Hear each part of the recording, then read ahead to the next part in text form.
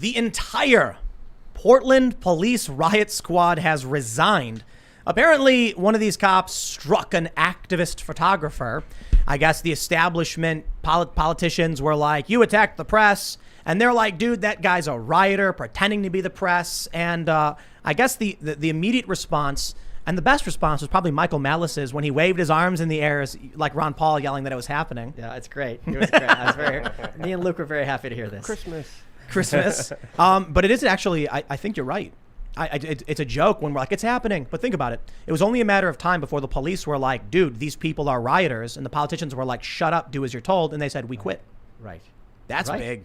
Well, it's also, as someone who is a big proponent of casting aspersions on the police, both as a group and as individuals, part of the reason behind that strategy is that as the cost of anything increases, the cost of a car, the cost of a book, cost of soda, at a certain point, some people are like, I can't afford this book, I can't afford this soda. And for police, that's going to be like, why am I putting up with being disrespected, if not contempt?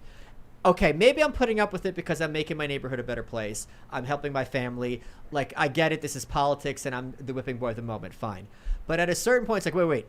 I'm going to get treated like crap, and I can't do the base level job. Like, rioting is like something that's unambiguous. This isn't like selling Lucy's or jaywalking. It's like, this is 101 cop stuff that I sign up for. So I'm shocked and delighted that that they're giving up their pensions. Because listen, anyone who has a job, I'm going to speak positively about the cops now, and honestly, anyone who has a job and a family, it is really damn hard to be like, I quit. Yeah. Like, you have to give people credit for walking the walk and talking the talk. It's not all good news, Mr. Mouse. We've got some other stories. The McCloskeys have agreed to give up their guns. Well, they haven't been deported. So, yeah, of course it's not all good news. The cops, right. Yeah. Sure. Well, the McCloskeys are giving up their guns. It's kind of not that big a deal because I guess they're not felons. They can go buy more. But, man, is it screwed up that their guns were taken in the first place. And it's a bad sign, but there are some positives ahead. I think one of the things that Michael Mouse we'll be talking about is the Mises Caucus and Dave Smith and Press Secretary Michael Malice.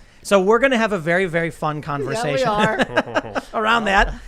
So we got get some energy.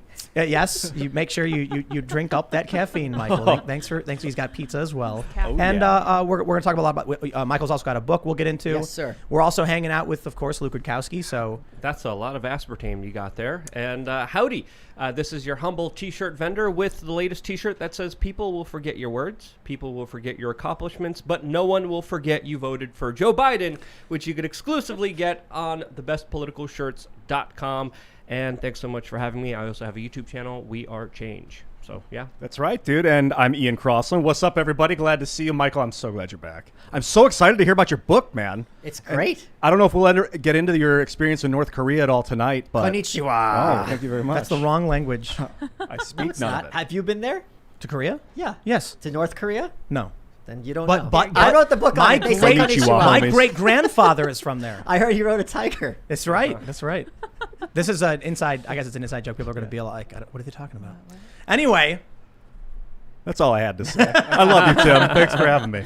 Right on. And I'm also here in the corner pushing buttons. This is always fun. We always have a blast with Michael Malice. I'm really excited that this news is breaking when he's here. And shouting out to Adrian and Jesse, who are, I'm sure, in the chat room. Right on. How's it going?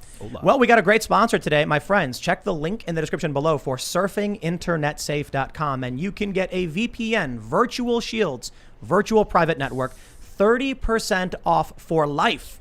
They say, and this is where it gets a little complicated, but right here, you can start now for free and enjoy 24 months of online security from the world's easiest and fastest VPN for only $83.83. That's actually 68% off, but you'll get 30% off all add-ons and other great discounts on all their other plans. It comes out to only about $3.49 per month in the long run. Now, a VPN, a virtual private network, it helps obfuscate your browsing. So nefarious actors, criminals, hackers, governments, it makes it a lot harder for them to spy on you. The way I always describe it, for those that are familiar with this ad read, is it's like, we don't expect people to break into our houses, but we lock our doors, we lock our windows, and that's what a VPN provides for you. There's a bunch of other really cool things you can do with a VPN, because when you log into your VPN, you can choose which country you appear from, which has interesting impacts on some things around the world. I can't say those in an ad read, but just look into what VPNs can do. They're really cool services and tools. They help protect you. They keep you safe. They give you mobility in terms of certain restrictions. I'll put it that way. So again, go in the link, the links in the description below. surfinginternetsafe.com. Virtual Shield was my first sponsor. They've been sponsors of all of my shows going way back to the beginning of my YouTube career. So I got to say, this would not be possible without them supporting my work for the entirety of how long I've been on YouTube independently. So I'm eternally grateful. Again, surfinginternetsafe.com. And I'm going to say one more thing. People always complain about all these different corporations who are like subject to wokeism and are scared of getting canceled. Well, this is the positive alternative, which is when you support the outlets that support the creators you like, you're not doing charity, you're getting something for it and something that's a quality product, and then you can feel good about yourself. So I've got sponsors, you got sponsors, Right and on. I feel just like you. They've been with you for a long time. I feel happy to promote them because they're putting their money where their mouth is. Right. And they're taking a risk to some extent by supporting someone who, like, if I was Tide or one of these horrible conglomerates, I would find radioactive. You point at all the sodas that you do it. Well, in that regard, I've got some other news too. Go to timcast.com, become a member, because you'll get something for your membership. You get exclusive members-only segments, and there will be one which goes up around 11 p.m. after every show every night. But you're not just getting access to this wonderful members-only stream. We recently brought on Cassandra Fairbanks to lead our newsroom. Michael Malice is super excited. Cassandra's fantastic. Yes. Love her. She's getting a monkey. She's getting a monkey. No, don't do it. Don't do. Oh my, no, It's no, too no, late. Cassandra, don't do She's it. already It's too tweeted late, out. It's too late. No. She got it Are today. turning. She's getting it right now as Oh we're speaking. no, don't, baby, no. capuchin? I'm visiting tomorrow. You don't so I understand. think Here we go. I'm a zool. Look, okay, let's get through this right now. Let's get okay? real. Let's get serious. This I got doing? Are you attacked by pulling your monkeys in underwear out? Thailand before. This is giraffe. Okay, this is hippo. Oh, wow. My mammoths are extinct. Yeah. There we go. I know a lot about zoology and killing animals. Oh my. Pat Benatar, the 80s singer who's Yeah, I love amazing. her. She had an autobiography, and I read it. It's very good. There's one sentence. She grew up in Greenpoint, Brooklyn, which you would know very well. Mhm. And she goes, when I was in junior high school, we had a monkey. And I'm talking like Tim now. I'm doing my Tim cadence. There you go. And I'm sitting there reading it as someone who's a co-author of books. And I said, whoa, for the ghostwriter, whose name is on the cover. I go, if you're interviewing someone to write their book and they say, oh, we had a monkey, that's a chapter. Because every day when Pat Benatar comes home, there's something with this effing monkey. Like the monkey's getting into places, it's pleasuring itself, it's raping stuffed animals. No, monkeys are not good pets. All Great. right. It's too late, Michael. She's gotten Yeah. the And on the Friends reunion, when David Schwimmer was asked, what was the one thing you liked least about the show? He said, this monkey. Wow. Because I had to interact with it. Like, we do a whole scene, and then the monkey just not doing its thing. We have to do it from the scratch. That's why they got rid of Marcel in that show. I'm more excited about the monkey now. I really, I Cassandra. was actually more excited that Cassandra's going to be writing stories for the website and leading a team and bring people This on. is a but- big mistake. Dude, she's getting a monkey. That's It's not. It's awesome on paper. They're horrible pets. Well, you'll have to talk to her about it. We'll have to put it We'll down. have to have. It's too late though. She's gotten the monkey. Well, it's not too late to put it down. Has she named the monkey? I don't know. Bitey. Actually, I think so. I All think so. monkeys are called bitey. But anyway, the Get point I was going to here. make was that when you're a member of timcast.com, the money that goes in from your membership is going towards hiring more journalists. So I just had a call and a conversation with some journalists. We're going to be poaching some journalists from some other companies you know and love, because that's the way the market works, I guess. Good. And we're going to be making sure that we can support these people. So like your membership's going to go to make sure that real journalists are getting paid so they can live and they can actually do the good work. And if you saw the bonus segment, yes, I did ask Ivory if she wanted a job, but we'll see how things play out. I don't want to do like a big show where it's like, oh, this journalist is now looking for work. Let me make it a thing. But let me talk something else to build what you just said on. I don't know for a lot. You remember, I'm sure, there was that CNN piece where Brian Stelter had some kind of media express I remember very early on, and they were not mentioning you by name, but they were specifically complaining, like, there's these YouTube shows that are news shows, and their audience is like 10 times the size of ours. Like, what are we going to do about this? The point why they're right to be upset, even if your show was a 10th the size of Brian's, or you have 1%, if you're having someone with a different point of view and something that's coherent and comports to reality, that is going to punch way above its numbers in terms of destroying the corporate media narrative, right? Boom. Because if you have, New York Times, blah, blah, blah, it's going to have its stuff, and then one person comes along and goes, this story is actually bullcrap. Just like my book on Amazon, it's the same as Barack Obama's book. You just get your own page. That journalist, its article is going to look on Timcast just like an article in the New York Times, Exactly. and people will be able to make their own informed choices now. Yep. So good for you. We're also going to be hiring fact checkers to work independently out of a different office. So if someone here writes an article someone else at a different office who's not in communication will then read the article and then say, let me check this. How much those? I need a fact checker for my next book. Okay, good to know. But we're going to be hiring staff fact checkers. They're going to make phone calls. They're going to basically redo the story to make sure on our end we're doing real journalism. Okay. Of course, there's been a lot of activist groups that are really outraged by Cassandra, but this is what your membership is getting. It's getting people like Cassandra. For all her feistiness on Twitter, she's doing great journalism. She is amazing. I got some exciting plans. She really is. I'm going to hire the monkey to write for wearechange.org. Yes. And give it some cigarettes. And I mean, Great. it's going to be What I- kind blog of monkey content. did she get? I forgot what it's called. It's Is it small. They're really capuchin? small. No, it's not a A capuchin. marmoset? Marmoset. Yeah. Okay, those are better. They're like squirrels. They're very you know. small, but they're Yeah. very erratic. So That's what I'm talking I if people aren't familiar with Cassandra, she writes for Gateway, and I'm not a fan of Gateway, Oh, like at all. okay. And because like a lot of their articles, it's like sensationalists, like really over the top. Yeah, you don't want to have like a video with a big crazy headline, right? But Cassandra, her articles are really straightforward, research. She calls for She's the comment. She best. does. It's fantastic. So we're going to be bringing that in, and we're going to be bringing more people in. So and I think it's great that you're in a position to. Not that I'm just going to spend 2 hours blowing smoke up your ass, but I mean it. I think it's great that when you're hiring someone, they're not some milquetoast. I'm not going to name names people on Twitter, but she's a brawler. Yeah. oh yeah. So if they start coming for her, it's not like she's going to be like, "Let me talk to my editor." She's like, oh, "Okay, we can do this." And P.S. I have a monkey now. Right. My attitude is like, you know, what I say, I'm not going to name the person who, but you can see it on Twitter, started tweeting like some, you know, bold moves by the Beanie compound or whatever and quoting Cassandra. And I'm like, these activists are engaging in a harassment campaign against my female journalists. Yeah. Like, Yeah. and I was like, you don't get Who to. was a single mom. Yeah, exactly. You don't get to go on the New York Times and complain about journalism. And women then in journalism comment. specifically. Exactly, Yeah. exactly. Anyway, this was a really long promo. But hey, Timcast.com, be a member and help support the expansion because Paranormal show's coming next. We've been talking about it for a while.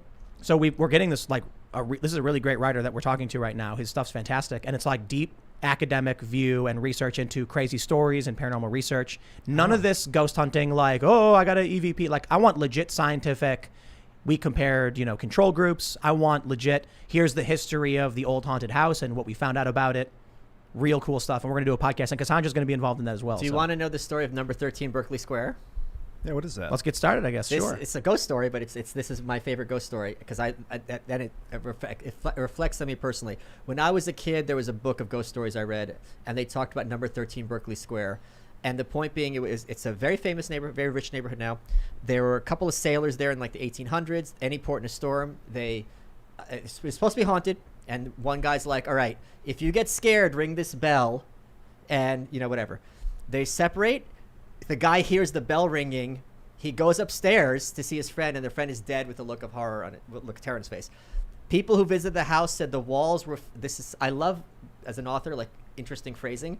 They said the walls were filled with electric horror. When I was an adult, my favorite author is E. Nesbitt. She's a British children's novelist.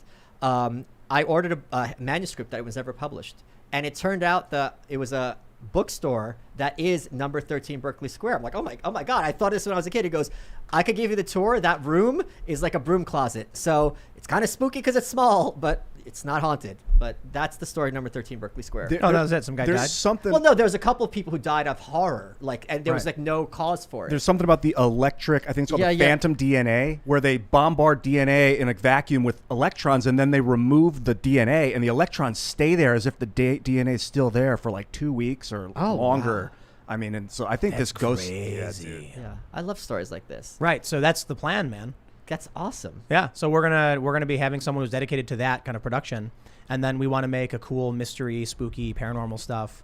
Basically, I view it as kind of just like a research into the unknown. You know what I mean? So I don't necessarily believe in ghosts. I just say, well, there's interesting stories, but I think all these ghost hunter shows just make crap up.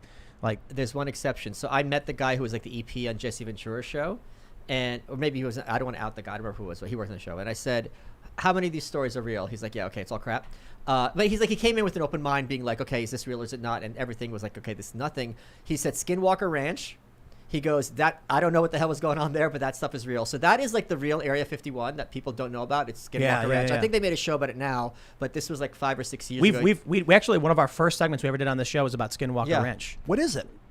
Do you have? No, please tell me. I don't know. It's been a long time since we went over It's the story. apparently like this place where they have private like air stuff, and it's no one's allowed near it. And it's just, there's a lot of weird stuff having to do it because it's like there's this one guy who has a monopoly license that no one else in the country has. This is all like playing telephone. I'm completely garbling the story. People can look it up themselves. But it's one of those like Bohemian Grove where there's like lots of questions and surely there's some kind of logical answer, but on the face of it, it's like, this is weird stuff. I just Googled it, and there's a breaking news story from 2 days ago. That's Alleged the elves. Alleged UFO sighting at Skinwalker Ranch. Brandon Fugel's eyewitness account on Jessup's Journal. So apparently at Skinwalker Ranch, there's like a bunch of weird sightings, creepy creatures, UFOs and stuff. We have this story this is an NBC story. They say, this is ABC4. There are some things that can't be explained. In this episode of Utah Success Stories, you'll see a preview, blah, blah, blah.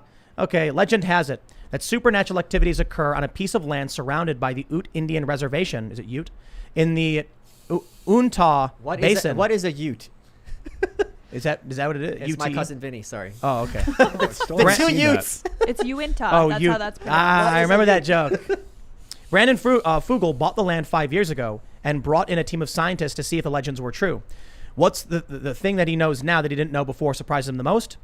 I bought the ranch as a skeptic, as a healthy skeptic. I had never seen a UFO, a ghost, or an orb, or anything of the sort in my life, and I disclosed it to the previous owner. Fugel claims that he and his team have experienced unexplained phenomena. Yeah. I was surprised at how open he was when he told me. Those first 6 months of owning it, I really saw nothing myself that would lead me to believe that there was anything unusual. Well, that all changed. I had with multiple witnesses with me on occasion where we saw what can only be described as an unidentified flying object, a craft, a 40, 50-foot long silver disc hovering right above the mesa, right in front of us. This wasn't just blinking light in the sky or something that was a little bit ambiguous. This was a solid object that appeared out of nowhere and could move in the blink of an eye and over a 20-second period perform maneuvers that I believe defy any propulsion physics that were acquainted with it. So there's a lot of stories like this.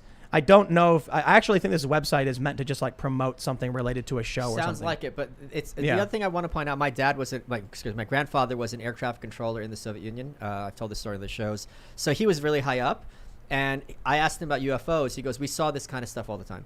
And the thing people don't appreciate is it's really easy to be like, "Oh, this is some guy who was drunk in the middle of the field." It's like, no, these are professionals who on a day-to-day basis interact with all kinds of aircraft, who are doing military, so they know what the American capabilities are. And American capabilities to this day aren't what these people are saying. My grandpa's like, we saw this all the time. Yeah, and he's like, I'm not saying it's aliens, but I'm like, he's like, it's not nothing. There's reports of these ever since World War II, they've been going on for a long time. There's been this media push surrounding China or Russia having advanced military technology, and this is why we need to bolster the military-industrial complex. We've been hearing that talk, but if this has been going on since World War II, there's no way Russia or China could develop that kind of technology all the way back then. So that theory that the mainstream media is trying to push out there as we're waiting for the disclosure to come out by the Pentagon any freaking day now is absolutely false on many merits. First of all, please don't call them mainstream because they're depraved and not part of the mainstream. They're corporate. And number two is I want to say some other words, but they won't be family friendly. My understanding is that after the Soviet Union fell apart and a lot of these files were declassified, there were a lot of documentation in the Soviet Union where they were like, they thought these are American vessels they were seeing because they're like, we don't have anything that's like this. This must be the Americans what the Americans have. So both sides assumed there's the other because they knew, okay, it's not us, it's not our allies. But after World War II, there was a time, a short period where the United States and Russia talked to each other, and they were talking to each other specifically about these unidentified flying objects that are defying the laws of science. So we even see the diplomatic communications between those two countries saying, hey, is this you? No. Is this you? No. What's going on here? We don't know. And then the Cold War hit its kind of precipice, and then things got severe, and then diplomatic communications stopped, and we don't know what's going on. And not to be all tinfoil hat, although I still have Alex's at my house, there is a very concerted effort in like corporate media to like, don't look outside, look at the screens and look at what we're telling you, and anything that doesn't fit our narrative, which is our narrative is we can explain everything for you. Go to your couch, turn on CNN, turn on Fox, whatever. We will tell you what the news is and how to think about it. Since they don't have a narrative here, it's going to be really tricky for them. So they're like, oh, it's all crazy people, or it's storks. Storks can't hover. Yeah. And the thing is, sorry, one more thing. Sorry to interrupt him. The guy who bought this ranch, if there's eyewitnesses, if there's 4 of them, they know the difference between a stork and a 50-foot object. Sorry. It's getting weird. Yeah. So a lot of people think this big UFO talk, they're going to release this report, is just a distraction. It's an effort to bolster the military. To preempt it. Yeah. Well, it's a distraction from like the very serious problems that are happening right now. Like, was it China just flew 28 warplanes into the Taiwanese air defense zone, which is freaking everybody out. The U.S. has got a strike group in the area. Then Russia does war games off Hawaii. These things would scare people. So then what do? They dangle a UFO and they're like, "Woo, look over here. Don't look at the war that's potentially on the verge of breaking out. Look at the UFO in the sky." And the report's coming out. Obama comes out and says it. But it'll be interesting. Because it is weird. Yeah, the first thing Bill Clinton did when he came to the White House, he says to Webb Hubble, it's like, find out what happened with JFK and what's going on with UFOs. And then when he found out that his face just turned pale, or was he like laughing? He got introduced to Jeffrey Epstein. No, then. it turned him He's like, hey, here's why they don't tell you about the UFOs. Yeah, you go up to a UFO, but you come down a rapist. That's right. No one wants that. Well, yeah. Apparently few people do. I wonder if it's corporations. What were you going to say? There was a big article by Newsweek today that actually talked about Bill Clinton's relationship with Mr. Jeffrey Epstein and how it was obfuscated with Prince Andrew, and how the whole Prince Andrew saga, according to a journalist that works on the royal family, specifically very closely together, that the whole thing that happened with Prince Andrew was just a distraction so no one would pay attention to the larger, bigger, and longer relationship that Bill Clinton had to Epstein.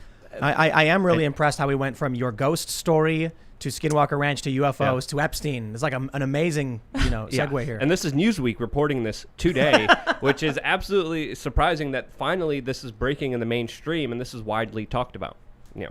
And I find it absolutely important because when you really look at the true realms of what has been going on behind the scenes of government, and now these people are saying, trust us, we're going to tell you what happens with these aliens, there should be a lot of skepticism, to say the least. I have an absolutely amazing conspiracy theory that I was reading the other day.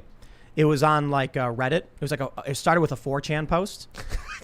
I know. It's like the internet had a baby. It's amazing. I love it. It's like it's this Reddit. absolutely ridiculous 4chan post where someone's claiming a bunch of things about viruses merging with human DNA thousands of years ago and what's really happening with the UFOs and what's going on. But I can't talk about it because YouTube, it includes some of the taboo subjects. So here's what we'll do. We'll save it for the bonus segment. It's the most ridiculous, insane garbage I've ever read. However, it would make an awesome movie. Like the Secret Wars with Trump and like what's really happening with the aliens and like it's I guess I would call it chicken coop theory. What's that mean? That the Earth is a chicken coop for aliens. It's a great theory. Oh yeah, I've heard that. And that's the UFOs are just basically like, when I go out and I'm wearing my boots and I'm like throwing feed into the chicken area and the chickens are like, what's happening? There's a giant thing here. What is it?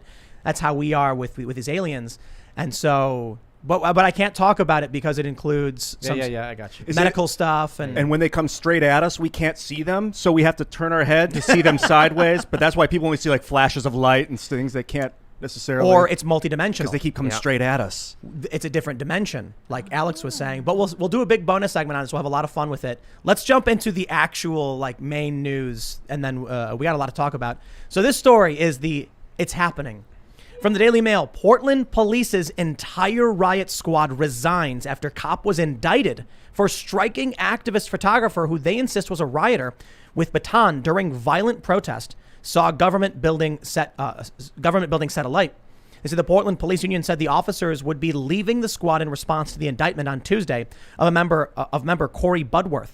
Budworth was charged with assault related to an August 18th, 2020 incident in which he allegedly struck a photographer, Terry Jacobs, with a baton.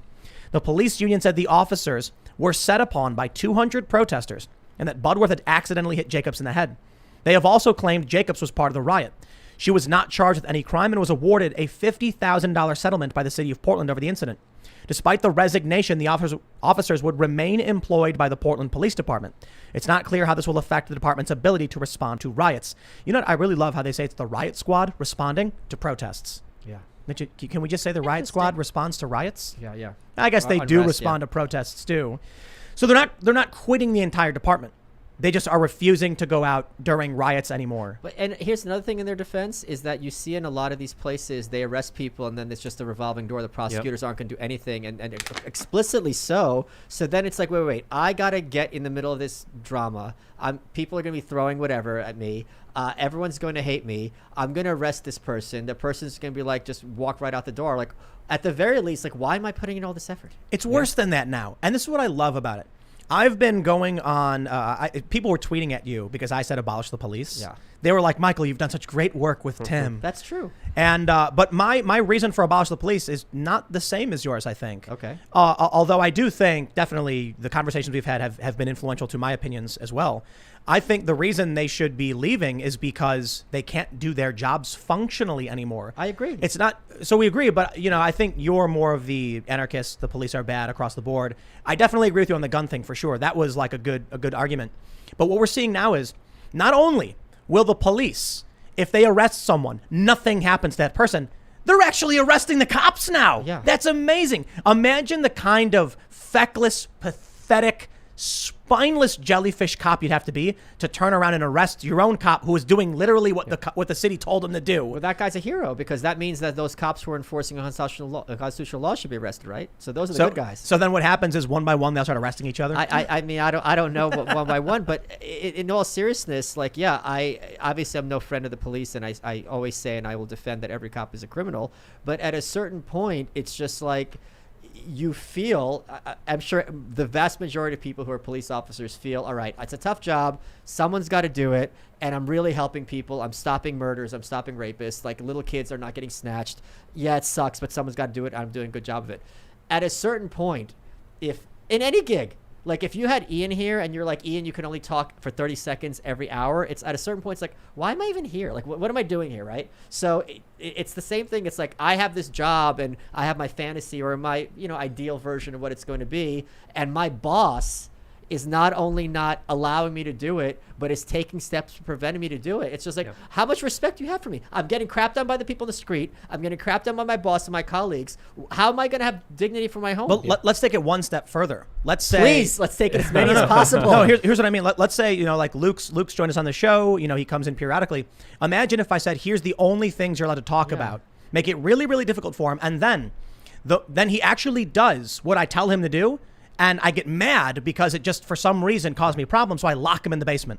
And you that's insane. And publicly denounce him. That's the other. No. I'm serious because these cops' names are public. So that means they're known by all their neighborhood that I got arrested for doing my job. That's not going to feel nice. Well, how dare you equate me to a cop? First of all, second of all, the police union chief had a very interesting comment. He said our RRT members do not volunteer to have Molotov cocktails, fireworks, explosives, rocks, bottles, urine, feces, and other dangerous objects thrown at them. Yes, they do. He noted that the team members volunteer for the work without any specific pay. So these members are stepping down out of this response unit. The mayor, Wheeler, asked them, please, don't do this. Don't do this. And then the police responded, well, too bad. We're doing this anyway, after, of course, all the major political decisions that have been happening in Portland. Now here's the best part. Imagine I ask Luke to come on the show. I then say, here's the only things you're allowed to say. Then, even when he just does what I asked, I publicly denounce him. Yeah. Luke, instead of quitting the show, says, well, I won't talk about foreign policy anymore. And he keeps coming to the show. These cops, they're resigning from the Riot Squad. Right. And they're staying with the city, staying under the boot of the corrupt system that's literally trying to put a cop in jail because they sent him out at a riot. I was trying to talk nice about the cops. You're making it harder. Oh, no, I won't have it, man. I've been saying for a while. You know that woman in Minnesota? She shot the guy. He was a wanted felon for a gun charge or armed robbery. What was her name? Kimberly Potter. Kim Potter. Yeah, this was during the Chauvin trial. She was she was going for a taser, and then she pulled her gun on accident. She shoots the guy. And okay. I said, I hope, good, prison, right to prison. Course. Because negligence, Well, there's two things. One is you are responsible for anything that comes out of your gun, period. 100%. However, if she actually shot him, she would have been justified. Not that I'm happy that it happened. It's a sad, tragic story. But he was a wanted fugitive who had a gun and jumped in his car. The point is, as I've described it, the people of Minnesota, the officers, and of Portland are standing inside a burning building. Yeah. We've warned them repeatedly to get out. And in response to a giant beam smacking one of the cops in the head, they go, well, we'll stand in the kitchen instead of the living room. It's like, maybe just get out, dude. I've got a lot of messages from cops who have said they're the cops that I refer to as the good cops who got out when they saw how bad it was getting. And these are the cops who want to save a little kid from getting kidnapped. These are the cops who want to stop the drug dealers from destroying our neighborhoods. These are the cops who want to make sure the crime isn't skyrocketing in New York City. but they can't do it anymore. They're getting targeted. They're getting arrested. So they're quitting. And even in the military, there's similar things happening with locals. I saw your face, Michael, and I agree with you, because if we look at policing the last few months, what have they been doing? They've been arresting religious pastors. They have been arresting private businesses. They have been enforcing unconstitutional, illegal decrees of politicians and destroying people's livelihoods while protecting the billionaire class. The NYPD, the Florida Police Department, prosecutors, judges, the FBI, intelligence agencies all looked the other way for 30 years when it came to children being hurt in the most unspeakable ways with Mr. Epstein. So there's a lot of discontent to bring up there, especially with what's happening in Canada right now, where there was a horrible video of a pastor being arrested in front of his children.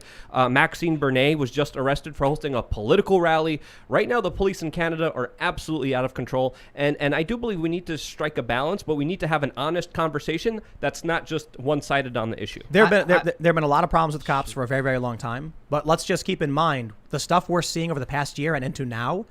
A lot of the cops you'd probably have left. Yeah. I was looking at my phone because a cop messaged me and he said, because of your work, I'm quitting the force and I'm mailing you my badge and I'm going to private security. And I wanted to give him a shout out, which maybe I'll look for it later, but it's very kind of moving that I, even for one person, that he's like, okay, Yes. I at the very least, even if you're going to stay in the force, acknowledge what it is that you're doing. Like, I can even wrap my head around, okay, I'm violating the Constitution and I'm disarming people, but it's for a greater good. Fine. Like, I could wrap my head around that. I told this story before. When I went and was getting my first gun, the gun shop in Jersey said they had a big problem where a woman. So if you live in the South Jersey area, you're 10 minutes from Philadelphia. You cross the bridge, you're in Philadelphia. In Pennsylvania, you're allowed to bear arms. Like, very, really great, good laws, not perfect. Well, a woman was armed legally, and she was going to Atlantic City. Didn't look up the laws in New Jersey. She made that mistake. Yeah. Cop actually arrested her on a felony charge. It's like, why would the cop do that? Why wouldn't the cop say, ma'am, you are not allowed to have this weapon here in New Jersey. I'm going to escort you back to the bridge. You made a mistake. I understand. Please leave. Take your gun home to where it's legal for you to keep. Come back to my state without that weapon. Instead, he's just like, oh boy, I got one. You're going to prison, lady. Ha ha. I'm thinking about what you said about abolish the police. I'm wondering, and correct me if I'm wrong, if what you're really saying, what you're saying is, got one out. Did you see? I did. I loved every minute of it. Kathy Newman, Jordan Peterson himself. Shout out to Kathy.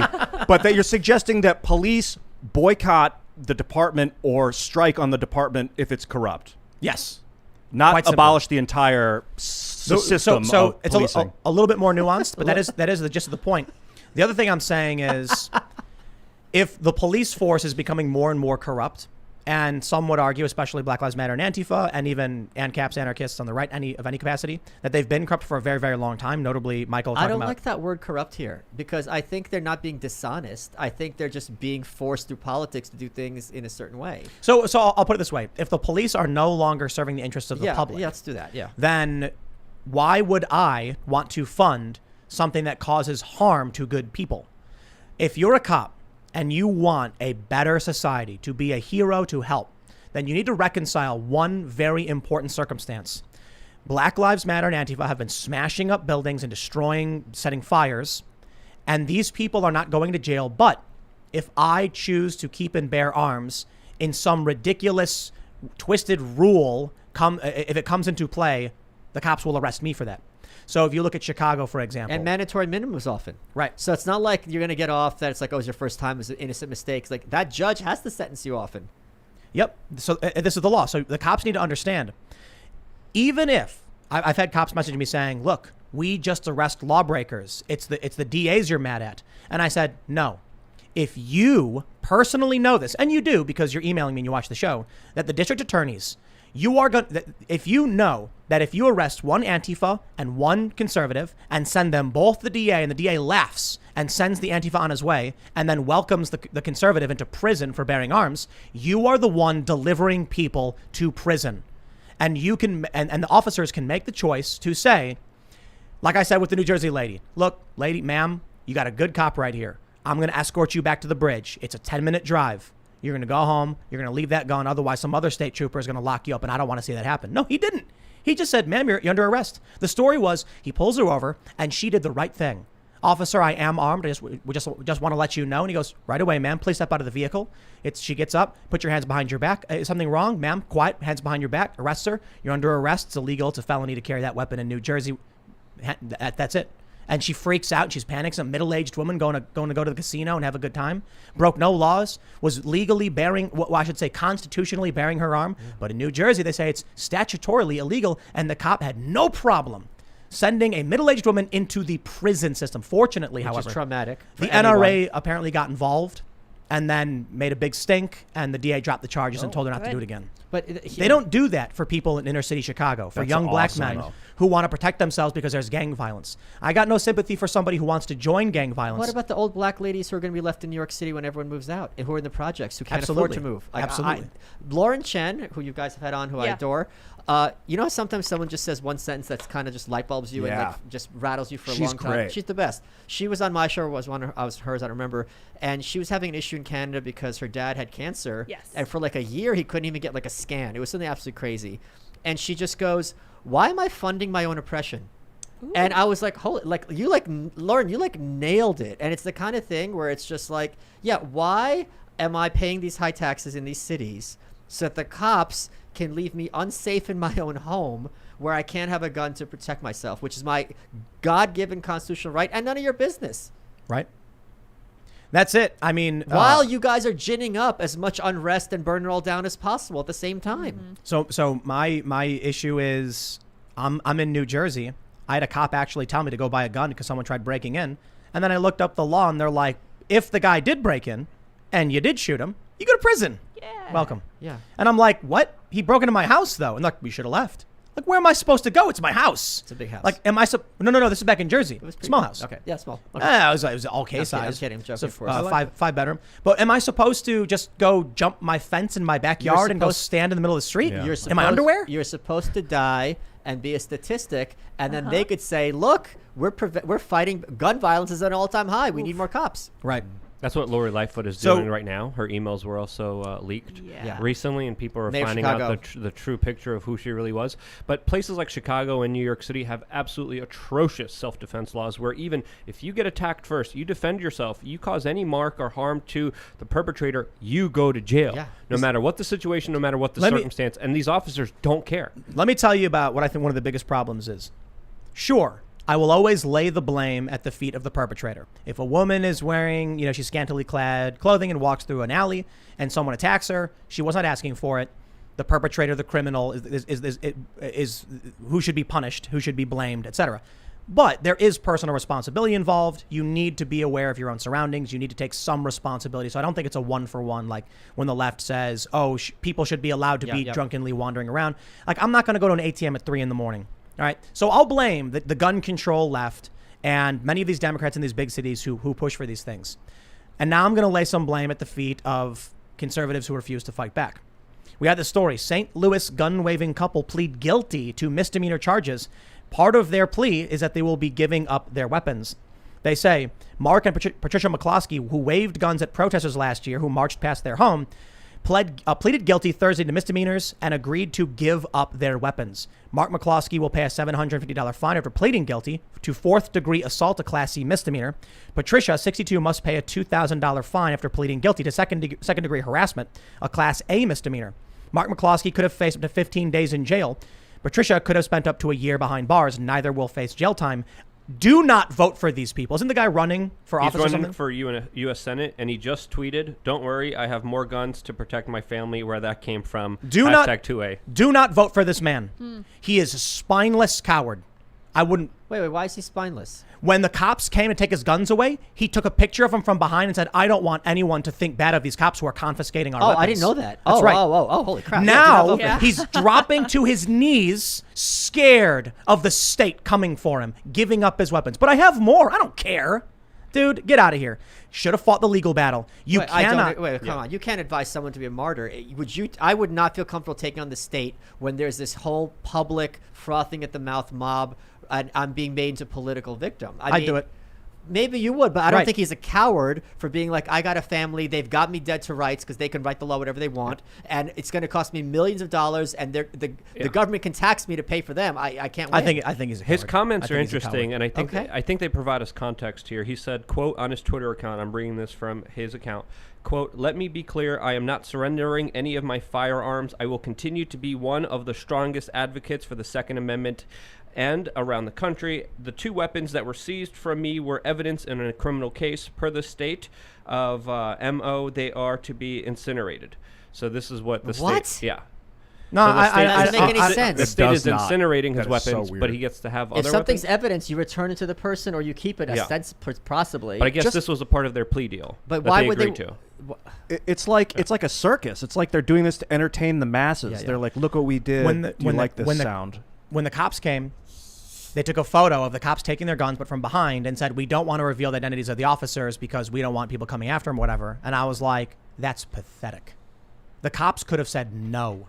The cops could have said, we do not agree with this and we will not enforce unjust laws. These Black Lives Matter individuals broke onto private property. And we even saw, what was it, the AG of Missouri say that they may as well have been in their living room. It was a private lot. It was a private property. The whole block was privately owned. They could have defended themselves. Now, don't get me wrong. I think them coming out and her like waving the gun was very dumb. I'm not a fan of that either. But they could have been very scared. We don't know what that's like. She didn't have good trigger discipline at Right. all as well, and she was literally having her finger on the trigger, pointing the gun at her husband's head. Well, and there was Was she really? Yes. there was also, they said the firing pin was reversed and the gun was inoperable. There was 2 guns. right. There Was there was the AR-15 and what looked like a revolver. Now, no, it wasn't a revolver. I don't remember what it was, but It was a small handgun. they claimed that the firing pin was reversed and the gun was inoperable. When it was brought into the DA for evidence, they disassembled and reassembled it and then said, "Oh, it works." So a lot of people were coming out and saying the state altered the evidence to claim it was a functioning device. When the McCloskey said they had used it in a criminal trial before as evidence, and so the firing pin was reversed. Maybe they're lying. Maybe they went inside and immediately took it apart and did it. I'm not going to accuse them of that, and I don't think the state has evidence they did that. They just claimed that, well, upon taking it apart and putting it back together, we found it was functional. These people should have absolutely said no. They should have said, I will see you in court.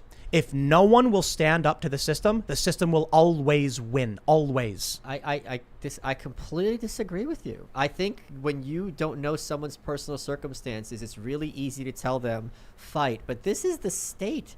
I'm sorry. I think at a certain point, some people like discretion is a better form of valor. And I would love, me of all people, for F's sake, would love it if more people defied the state and stood up to it. But at a certain point, you're like, okay, look at Duncan Lemp.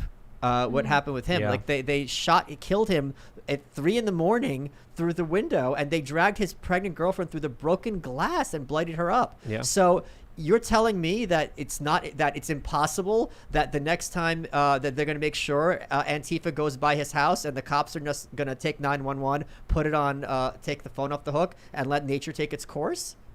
What do you mean? Meaning, right. this kind of things happen all the time. When someone is an enemy to the state, they look the other way Yeah. and make sure that person gets taken care of. Yeah.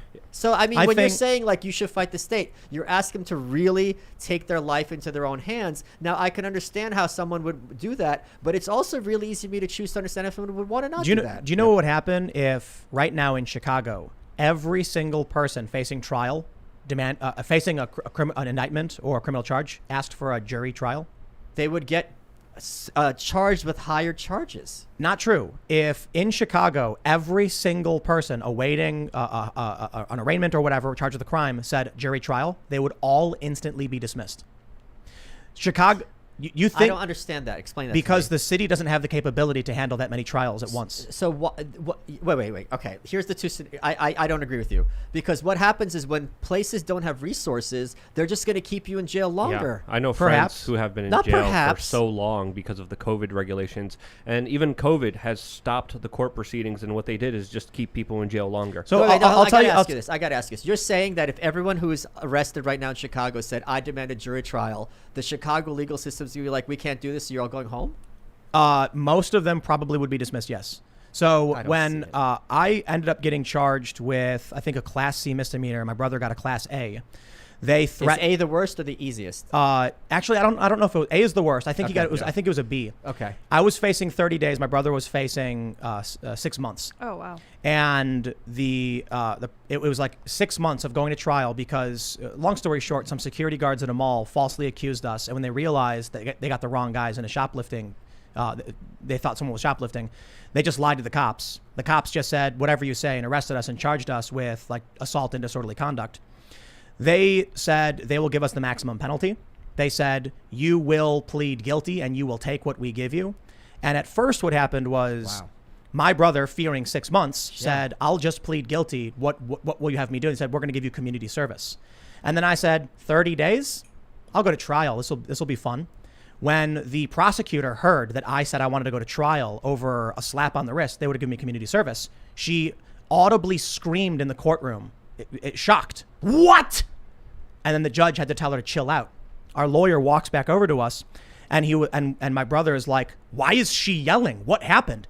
Well, when she found out that he's like, to me, being charged with like a slap on the wrist level crime, wanted a jury trial. Do you understand how much work that is for them? So she's kind of mad. Yeah. My brother goes, F her. I'm going to, I want a trial now too. And he goes, you're sure? And he goes, yep, jury trial. And he goes, okay. He walks back over and we see him go up to the prosecution and the judge, and we hear her scream again. Wow. And the judge starts saying, calm down. And then they talk for a little bit. Our lawyer walks back over to us and says, the judge wants to see you in his chambers. And the judge said, what is going on? And we said, here's what happened. And he goes, here's what's going to happen. I don't want to hear any lawsuits. I want this all to go away. The charges are being dismissed. You're free to go. Is that it? And we were like, yes, Your Honor. He goes, have a nice day. We asked the lawyer what happened. And the judge, when he found out that my brother changed his mind and wanted a jury trial on a slap on the wrist charge, it would get court supervision and community service. Nothing, right? When the judge heard that, and he said to the lawyer, why are your clients now trying to get a trial out of this? It's 5 o'clock. We want to go home. And he went, Your Honor, because they're innocent. Yeah. And he went, oh. Huh. Case dismissed in my chambers. And then he got up and walked in. The problem is too many people just say, well, because they're advised to by the public defender. We were told to by our lawyer. Yes. He said, guys, this is what's going to happen. You're going to get community service. It's all going to be over. You're going to go home and play video games, and you don't even got to do anything. Get one of your dad's a firefighter. Ask him to sign the papers. You're done. Here's something. And I said, no. I want a jury to hear what happened when they accused me of shoplifting, beat the crap out of me and my brother when we did nothing wrong, and I'm going to stand up there with conviction and say, I refuse to be beaten down by lying security guards who use the state because they screwed up. And we won because of it. Too many people are just scared. I would gladly, I know it was just 30 days. They could have been facing a felony, but I would gladly. And you didn't have families. And she actually pointed a gun at people. And she's... No, but isn't that brandishing? That's just me, dude. But I'm hot-headed. They're going to make sure that jury is going to be filled with people who saw her brandishing that weapon. Let me just make. Oh, go ahead, Luke. Well, I'm very happy you brought up Duncan Lamp. But in Missouri, the attorney general was one of the attorney generals influenced and sponsored by George Soros. She had a proverbial hard-on for these people. The police officers at first said, "We're not going to listen to these." The DA. The DA in Missouri. Was specifically going after them. Yeah. Police officers at first said that they wouldn't comply, but then officially they complied later on through a little bit of protest. So that's important context here as well. Sorry, go ahead. And can I give people some legal background? Yeah. Speaking hypothetically, because I'm not a lawyer and I'm in a position to discuss this in a legal context, but just hypothetically, it's a fairy tale. If you happen to be on a grand jury, here's how grand juries work, right? It's going to be like 25 people. They're going to bring you, the DA is going to bring you some evidence, and that evidence is not there to get a conviction. All that evidence has to do is to say, in the eyes of the grand jury, there is enough evidence here to pursue charges. Meaning it's not nothing, it's something. And the joke is that any good DA can get you to indict a ham sandwich. This is basically a formality, maybe the founding fathers era, whatever. That said, most people, hypothetically, are tend to be in want of a leader. Like they're in that room, they don't know what's going on. They want to do the right thing. They don't know what that is. The only guidance they're getting is from that junior DA. So they're going to come in, and there's going to cop, hypothetically, and say, oh, we found this leafy substance in this guy's house, and now this 18-year-old kid is going to be thrown in jail, possibly with rapists and murderers. His entire life is ambiguous up until he gets charged or not. If you are in that grand jury and you say, hey, guys, there's nothing holding us to return what they call a true bill, which means he's indicted. We can just vote no and ignore the evidence. And someone could say, listen, we're here. We have a responsibility. Do you really want to ruin this kid's life because he had a lot of weed in his house and was probably selling it? Just think about everyone you know who's ever done weed. Do you think they should go to jail? Think about what jail means. Yeah. It's not like I can't go to my job. It's like I'm locked in a little room with people that I know kill children, rape women repeatedly. And what will happen, hypothetically speaking, is that those jurors, now they've been given permission to do the right thing, be like, why am I ruining this kid's life? I know people who smoke weed. I don't think they should be going to jail. Maybe they should be doing the right thing. And that DA will come back and say, how did you guys say? And they'll say, all charges been dropped. And they will not be able to ask you why. And they're just going to be very, very confused because this hasn't happened. But you will have been in a position to save some kid's life. And he will never know who did it or why. But he'll be very grateful, and you can go to sleep that you made the world a better place. There's also jury nullification. That is jury nullification. Well, yeah. So, but you could be on an actual criminal proceeding. Right. So in the grand jury, yes. If you are actually sitting on a jury and they say this guy, had weed or something, and you don't think they should be in prison for it, you can say not guilty. Right. And they're like, but the evidence, it's like the cops found it, they presented it, he admitted it was his. Yeah, not guilty. Yeah. I strongly recommend people look into jury nullification, and whenever you get a jury notice, don't see it as something negative. See it as an opportunity Save to lives. provide services to the community that could actually help people. And I just want to make a quick correction. The Missouri Attorney General actually filed to dismiss the charges, but it was prosecutor Kim Gardner that was the one that was strongly going Thank after you for the them. clarification. And I will also add, the governor said that he wanted to pardon the gun-toting couple. Mm-hmm. So what happened to a trial? This And was that back he in would October. pardon them. He announced Yes. that he would pardon and They should have drop all the fought charges. every step of the way. And you know what? This is look. I hear what you're saying, but if the leaders we have are the ones willing to drop the knee to the enemy combatants, then These aren't leaders. These are just two old people. sure. Yeah. They're not Then leaders. there's no cohesive resistance. There is cohesive resistance. Doesn't have to be unanimous. Tim, I just think it's really, really easy for us to sit here and tell people we've never met what to do. People tell you what you should be doing all the time. I'm sure you don't like it. I mean, in what context? Though? Like online, they're like, oh, your show should be like this, your show should be like that, so on and so forth. It's like, you don't know me. Like, thank you for your opinion. So we don't know this couple. We don't know. Maybe she's got some kind of illness. I don't know. Yeah, perhaps. I'm just, like I said, maybe a little bit more hot-headed. Like I mentioned. It could be my Soviet blood.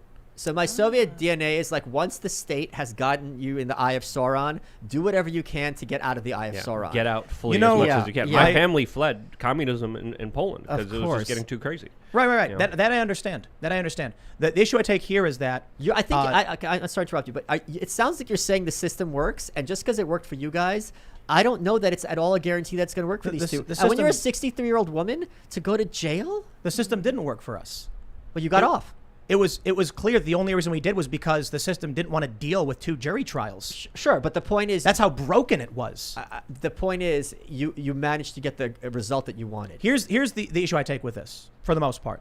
Certainly, I understand there are circumstances where a strategic retreat makes sense. Yeah. It would be dumb if you're like, I'm by myself and there's 500 people in front of me, but I'm charging it anyway. Yeah. That's really dumb. They had the support of the right. They had the support of the governor. They had the support of the state AG. I didn't know that. They could Okay, have that's won okay. this. They could have been convicted, and then the governor could have made a statement saying, I refuse to allow this in my state. Unconditional pardon. He could have done it. For whatever reason, they had no faith. So they decided just to get out with what they could, give their weapons up, I would not put my freedom in the hands of a governor, no matter what he said publicly at any time, because that word is worth nothing to me, and he would throw me under the bus in 2 seconds. It would help his reelection. Yeah, probably.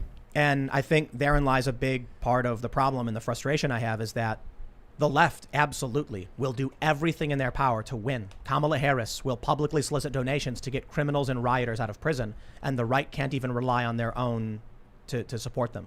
Correct. Yeah. It's frustrating. I wanted to point out, I think maybe there is a time and a place to bend the knee when the Yeah. villain's like on your knee, and then you go down on your knee, and he walks up to you, and you're like, yeah, and you do like a giant uppercut. One of the things I'm talking about Perhaps. in my next book, The White Pill, which is a lot about the Soviet Union, is I don't think people in this country, I know people in this country, and I have no doubt Luke and you all back me up, are completely oblivious to what the state can do to people to get them to bend the knee. It's not like good cop. Why are you making that face? We say we're oblivious to it? I think a lot of Americans are oblivious to it. Oh, you're saying not us. Not us. I'm not saying not the sorry. people in this room, but I'm Right. saying a lot of Americans, like, I had when Castro died, right? And there was all these laudatory obituaries about him, and I'm like, in a way, it's kind of good that you guys have no idea what this is like. That you think like, oh, he's basically like a liberal Democrat or like a Trump figure. Like, you have no clue. And I want a world, in a sense, where people like, I kind of get that hypothetically, but I can't imagine this being reality. So I can appreciate that. So the things that the Soviets did to break these people, they haven't come over here yet. But one of the things they always do, like, they'll arrest people on a Friday night and they want them to squeal. They're in jail till Monday. And it's like, I only need to break one of you. And the offer is good for that one person. So who's it going to be? Monday morning, they're banging that door and you can't blame them. Yeah. My favorite is seeing people wear Che Guevara shirts and understanding that history and context. And you're absolutely right. I had family members that were tortured by the government. Of course. Under a communist regime.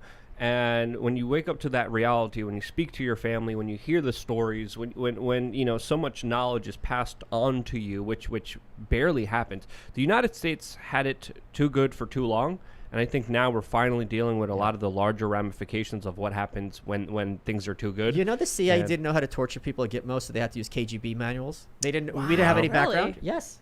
Interesting. Look this up. Double check that. Maybe I'm talking on my butt, but just double check me. But I'm 99% sure that's the case. I suppose the issue I have right now is that there's. Wait, I gotta say one more thing, Tim. Don't you think it's not? Maybe it's not literal torture. It's not literal torture. But if you're like a senior citizen close to it, and you're in prison over a weekend, that's gonna really do a huge number on you psychologically. Come on. I mean, I was in jail for a few days for doing journalism and reporting, and it takes a toll on you. You definitely don't want to be in there. And then your wife is somewhere in this building, separated from you, and you like, I hope she's okay, and you know how she is, and she doesn't even know how to hold a gun correctly. That's Tim. That's scary. And trauma makes people make very conflict averse decisions.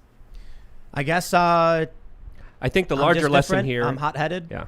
I think So the larger. I can explain it. I've been in conflict situations where my life was at risk, and I've returned to those situations. And perhaps it's because I don't have children, maybe. Sure. When I was in Brazil, I went to what's it called? Ciudad do Policia, the city of police, the police city. It's like their big compound. And we had plainclothes cops basically walk up to us, take us in, take our phones, shut them off. They brought us into this back area, into this closed, no window with a couch. Yeah. And the first thing I did as soon as they started taking us, before they took our phones, was I texted, as was when I was at Vice, like, we're being taken by Brazilian secret police or something, undercovers. And I don't know where they're bringing us, but just so you know, here we are. Yeah. Then they took our phones, shut them off. They brought us in this back room, and I started laughing. I was like, so this is where we get beaten up and tortured? And they held us there, started interrogating us. And then after about like a half an hour, someone ran in, panicked in Portuguese, and they brought us back out and apologized. So, experiencing that, and then not the end of the world, but certainly being brought through this complex and then being brought into this back room, not knowing what to expect or where they were bringing us. And also, I've also ridden in vehicles with, I don't know how to describe individuals, violent extremists and revolutionaries armed with guns, threatening death. I was at Charlottesville. I mean, I know what you're talking about. This stuff gets scary really quick. But I returned to those places. Okay. Not the same specific ones that have actually spoken out against, but like experiencing Venezuela, where I was accused of being a spy and forced to flee the country, and then having the Venezuelan someone hack my friend's Facebook to send me fake messages to get me to make phone calls, then to just go back into Thailand. I understand, like, I'm not going to return to Venezuela. I can't. Sure. I can't go to Thailand. But I would go initially constantly facing that danger. I'm well aware of what it means to stand up and fight. And I'm well aware that you must plant the trees whose shade you'll never sit beneath if you want a society to grow great. That means, for me personally, strategy is involved, right? So when it comes to censorship on YouTube, one of the biggest criticisms we get is, Tim, why won't you just say it? Right. Well, I'm not going to get the whole show banned. Right. And our opportunity to speak the truth by saying one thing, but that's why we're building a website. We got to be strategic about it. So I will contend, I don't know everything about the McCloskey situation, and perhaps a strategic retreat made sense. I'll give one scenario where it would make perfect sense to everybody, which is, what if they have a kid who's like, Mom, I really don't need you to be the face of the gun rights movement. Can we just make this go away? And I want to have a normal family, and I don't want to be famous. That is a perfectly good reason to be like, yeah, you know what? I'm not going to fight this. I disagree. But the father's running to be a senator. Sure, that's who knows. But I'm saying like that would be one scenario. Maybe it's not literally them, where I could be like, you know what? I'm not going to do this. Yeah. I Or don't if know. the wife was like, I don't have a fortitude for this. And she could have individually Sure. taken a deal. I just grew up constantly frustrated at the lack of unity, solidarity. How's that for a word? When I would see my friends constantly complain about how they work for a restaurant and it's unfair, they're not getting paid enough. And I'd say, so if you all agree, why don't you all just stop working? And they're like, oh no, I have to. And I'm like, there's 5 of you. You could literally just walk out the front door and stand there and say, we're not going to walk back in the building unless we get another $1 an hour. And they'd say, yes, please get back to work. Well, I can't do that. I'm like, well, then you're not going to get your $1 an hour. Yeah. Like, what do you mean? If people just stood up for themselves, if everyone finally just agreed, we'd be done with it. If people had principle, values, strength, courage, and were willing to make the sacrifices to defend freedom, individual liberties, we would have never have had it at risk in the first place. It's coordination too. You need all these values along with like some sort of sociological coordination. Yes. Because if you do it one by one, it's just whack them all. It's true. Yeah, it's true. And that's the thing. If everyone in Chicago demanded a jury trial, what I bet would happen, and I think if you thought about this story, you would think this happened too, they would take a very few cases up front, make real examples out of them, charge them with everything that they could, and then ask everyone else, you sure you want the jury trial? And if they said, yep. I think a lot of those people would break, and I wouldn't blame them for one bit. The point is, for everyone to stand up and say, I demand a jury trial, would be them standing strong. Assuming the people don't break, they win. But I don't see any scenario where an entire population acts in concert as pressure increases. It's just No, a cost. I agree. I agree. Okay. The problem is they don't work together. Sure. If the system cannot maintain that many jury trials, barely a fraction of them. But that's why Like, we have what is it? public education, so that these kids are taught from kindergarten, before they can really walk and read, that the authorities are genuinely good people who maybe they get it wrong sometimes, maybe they're not always smart, they're a little ignorant sometimes, but they do want what's best for everyone, that you have to punish some people to save everybody else. They're the good guys. So it's very hard to realize as an adult, when this has been your entire context, that you are a means to an end for these people in law enforcement, that they have certain numbers and quotas they want to meet, that they get off on getting those convictions, or else this wouldn't be their job, because how could you sleep at night if you're putting away people you even suspect are innocent? So yeah, like it's much more malevolent than, and what they were doing to you and your brother was, you and your lawyer who you had, was another version of good cop, bad cop. Because then you have the lady screaming, and your lawyer could be like, hey, I'm a good guy. I'm just going to get you community service. How can you lose? Look at this crazy lunatic. You don't want to deal with bad cop. I'm good cop. I'm your buddy. And you're like, most people be like, hey, I want to listen to good cop. I'm going to take this deal. You know, I think I was just, I refuse. I think that's extremely Hot-headed. commendable. You know, but In some regards. but, like, I've been to North Korea. You know what I mean? I know and this is obviously not a North Korean situation. It's I'm very reticent to encourage people to take risks without knowing their situation. That said, I 1000% in defiance of mathematics agree with you that if everyone unanimously or a large portion of the population stood up and said, we're going no further, that's going to be really, really hard for them to do anything about. And it's only, I think, actually a few percentage points of a population. I agree. I Look at the think Revolutionary War. exactly. It was supported by less than the majority, but I think the largest faction of people in the revolution was "Leave me alone." Yes. As with most elections, right? Absolutely. So if right now there was just general mass noncompliance or a general strike among conservatives, maybe general strike's the wrong words because noncompliance is probably better. Keep working, support yourself, grow your own food, hunt your own food, shop locally, organically, and just stop using the major corporations. They'd be in panic in 2 seconds. How you coordinate that's I think a lot about how you could make an internet video and be like, everyone, I'm just saying hypothetically, you could coordinate people to like withdraw their bank account all on the same day at the same time and just basically collapse the house of cards. But this is what's kind of happening with like your show and like my book and our sponsors, is that people have an opportunity to put their money where their mouth is and to create this parallel economy and parallel culture, and they're doing it peacefully. and they're doing it through freedom. And it's something where this is with the beauty of free enterprise. Literally everybody wins. The sponsor sells their product, and they're also supporting people they like. That person gets to do his book or his show. As an audience member, I'm getting a product I wanted anyway, and part of this money is going to make sure something I enjoy stays in perpetuity. It's all wins all around. I'm short-term pessimistic, long-term optimistic. Yes, that's my point too. And the reason I think so is looking at the website we're launching at timcast.com and the things that we're building. I'm 100% confident we're going to succeed. Yes. 100%. And that means if there is a new expansion in media, which I firmly believe will be one of the biggest media companies in 10, 20 years, and news and all that stuff, then what does that future look like? It looks like a large amount, hundreds of millions of people around the world will be getting real news, and will have the content we produce will be rooted in individual liberties and freedom and personal responsibility. But this is what I talk about all the time. People are like, how are you optimistic, or are you just blowing smoke up my butt? I go, look at Don Lemon, look at the White House press corps. Look at the staff at Harvard Law. You're telling me these people are smarter, more educated, and more coordinated, and have more power than Stalin, than Hitler? But you have to laugh, but we beat them.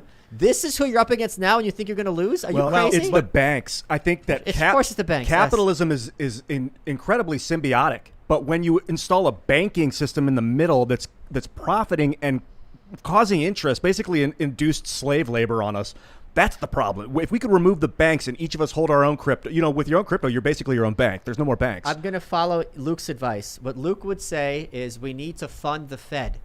We need to increase the Fed's powers over currency to make sure we're all fair right, Luke? Protest, give all of your money, and make it meaningless, and then we have monopoly money everywhere. No, I'm just kidding. That's basically at this point. I mean, we basically already have monopoly money with how much they're printing it. But I think also another aspect here that we have to entertain is that the state is becoming more and more desperate.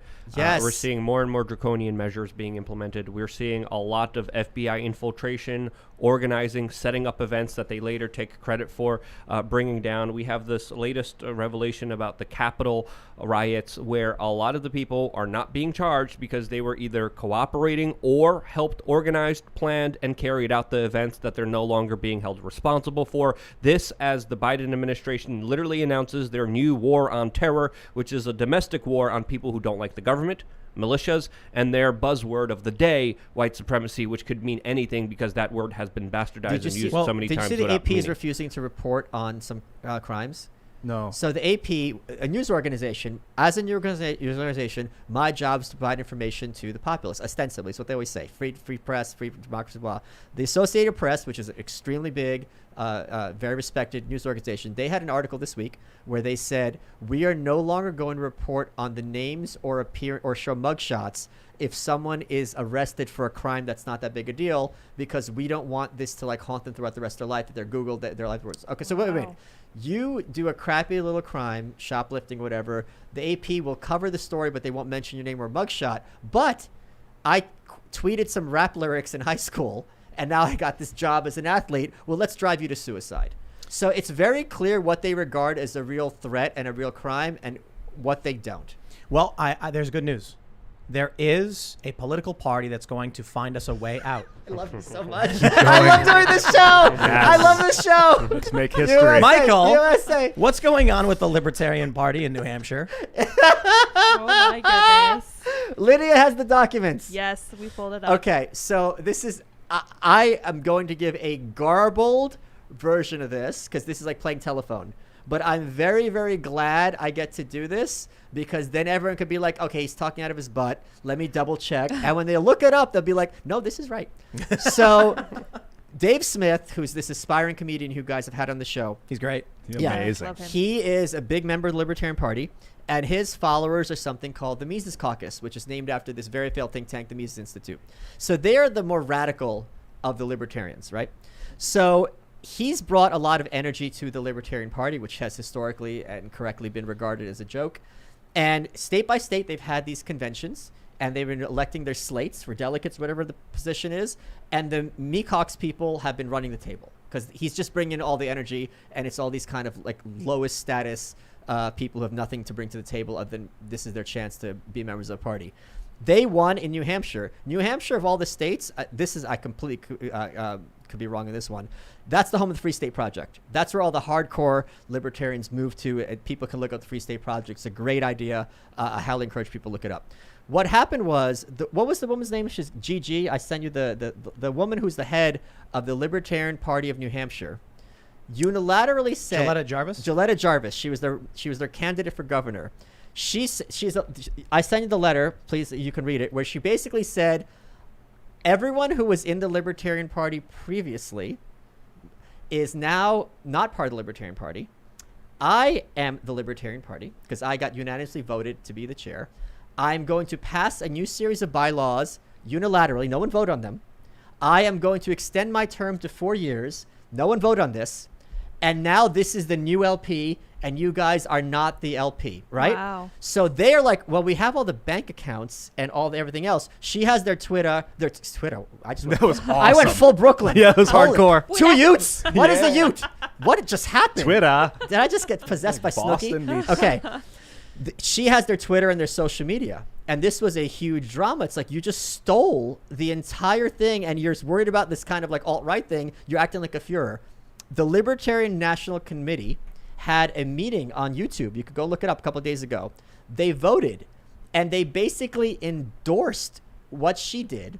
They're like, they're like, look, if you want to dissolve one state party, we have that in our constitution or our bylaws, which is you have a meeting, you call a motion, you're like, all right, 3/4 of a vote, I think it is. This Libertarian Party of New Hampshire dissolves the nuclear option. We're going to reform it. She's like, we didn't do that. If you want to do that, let's have the vote. They're like, nope.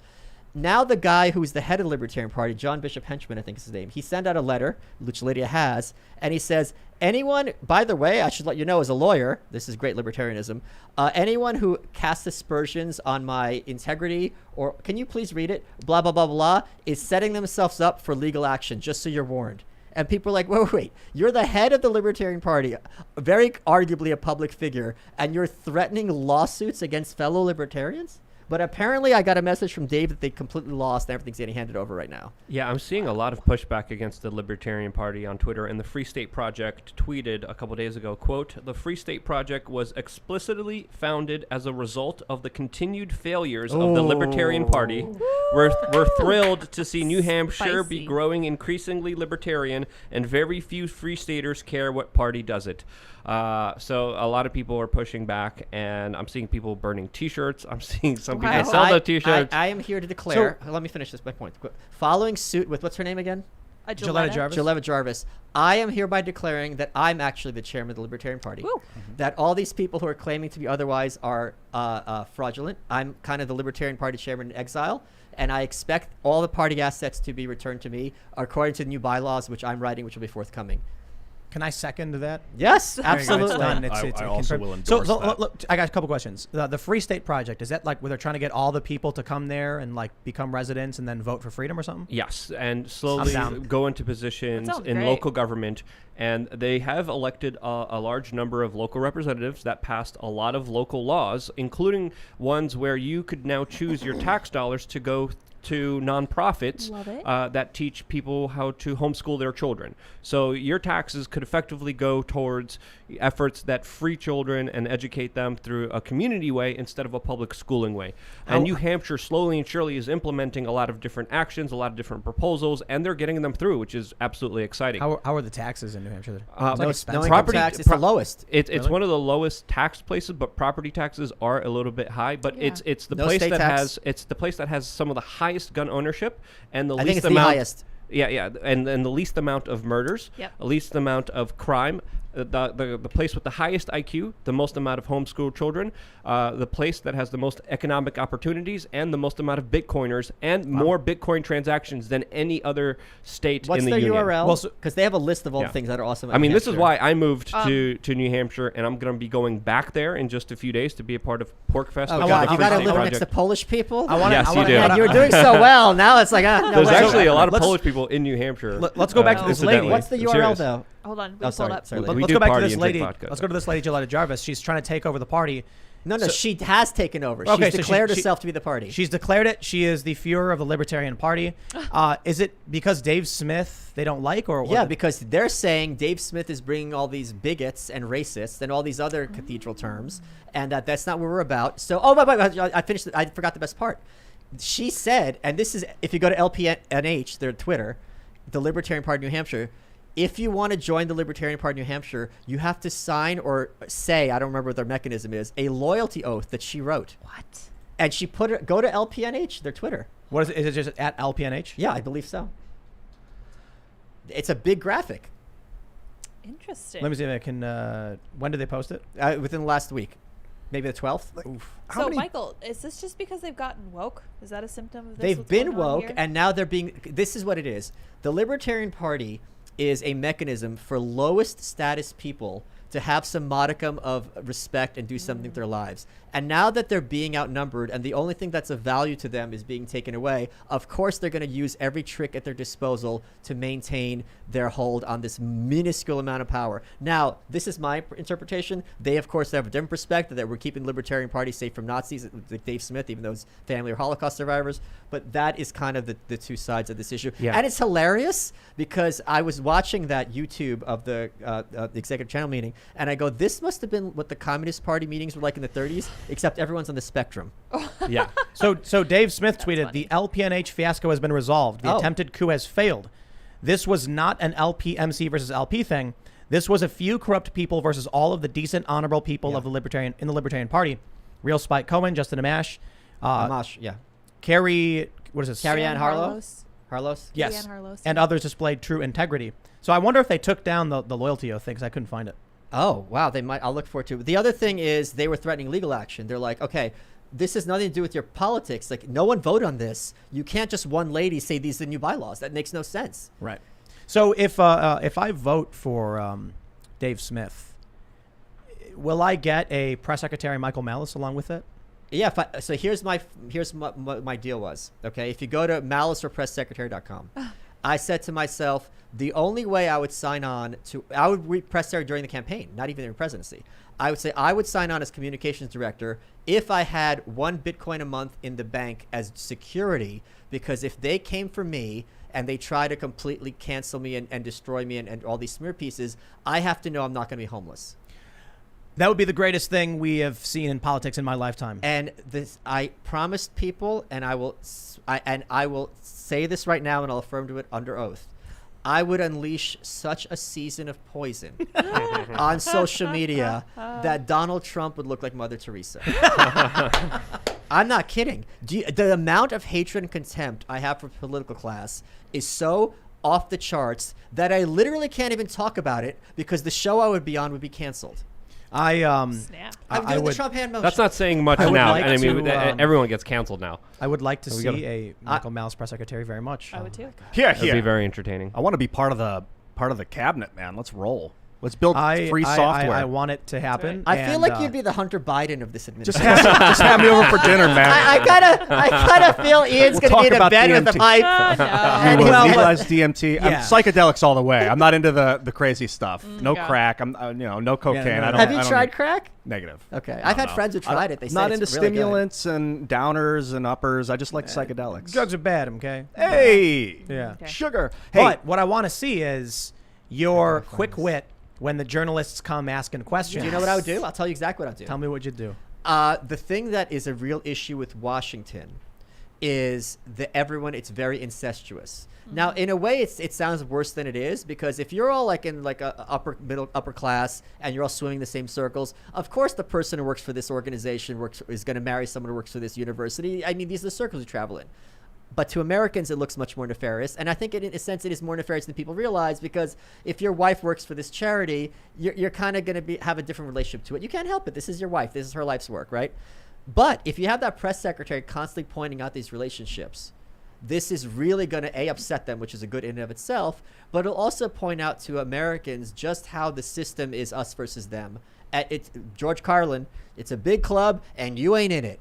So I think It's the same big club they used to beat you over the head with. Yeah. So this is the kind of thing where I think people will be very receptive, because it's one thing to be aggressive, like, oh, you're an idiot, you're fake news. It's not to be like, look, you guys are all in this big kind of high school thing, and that leaves the average guy out in the streets, and President Smith is doing something about it, because he's much more of a schlub than he is one of you.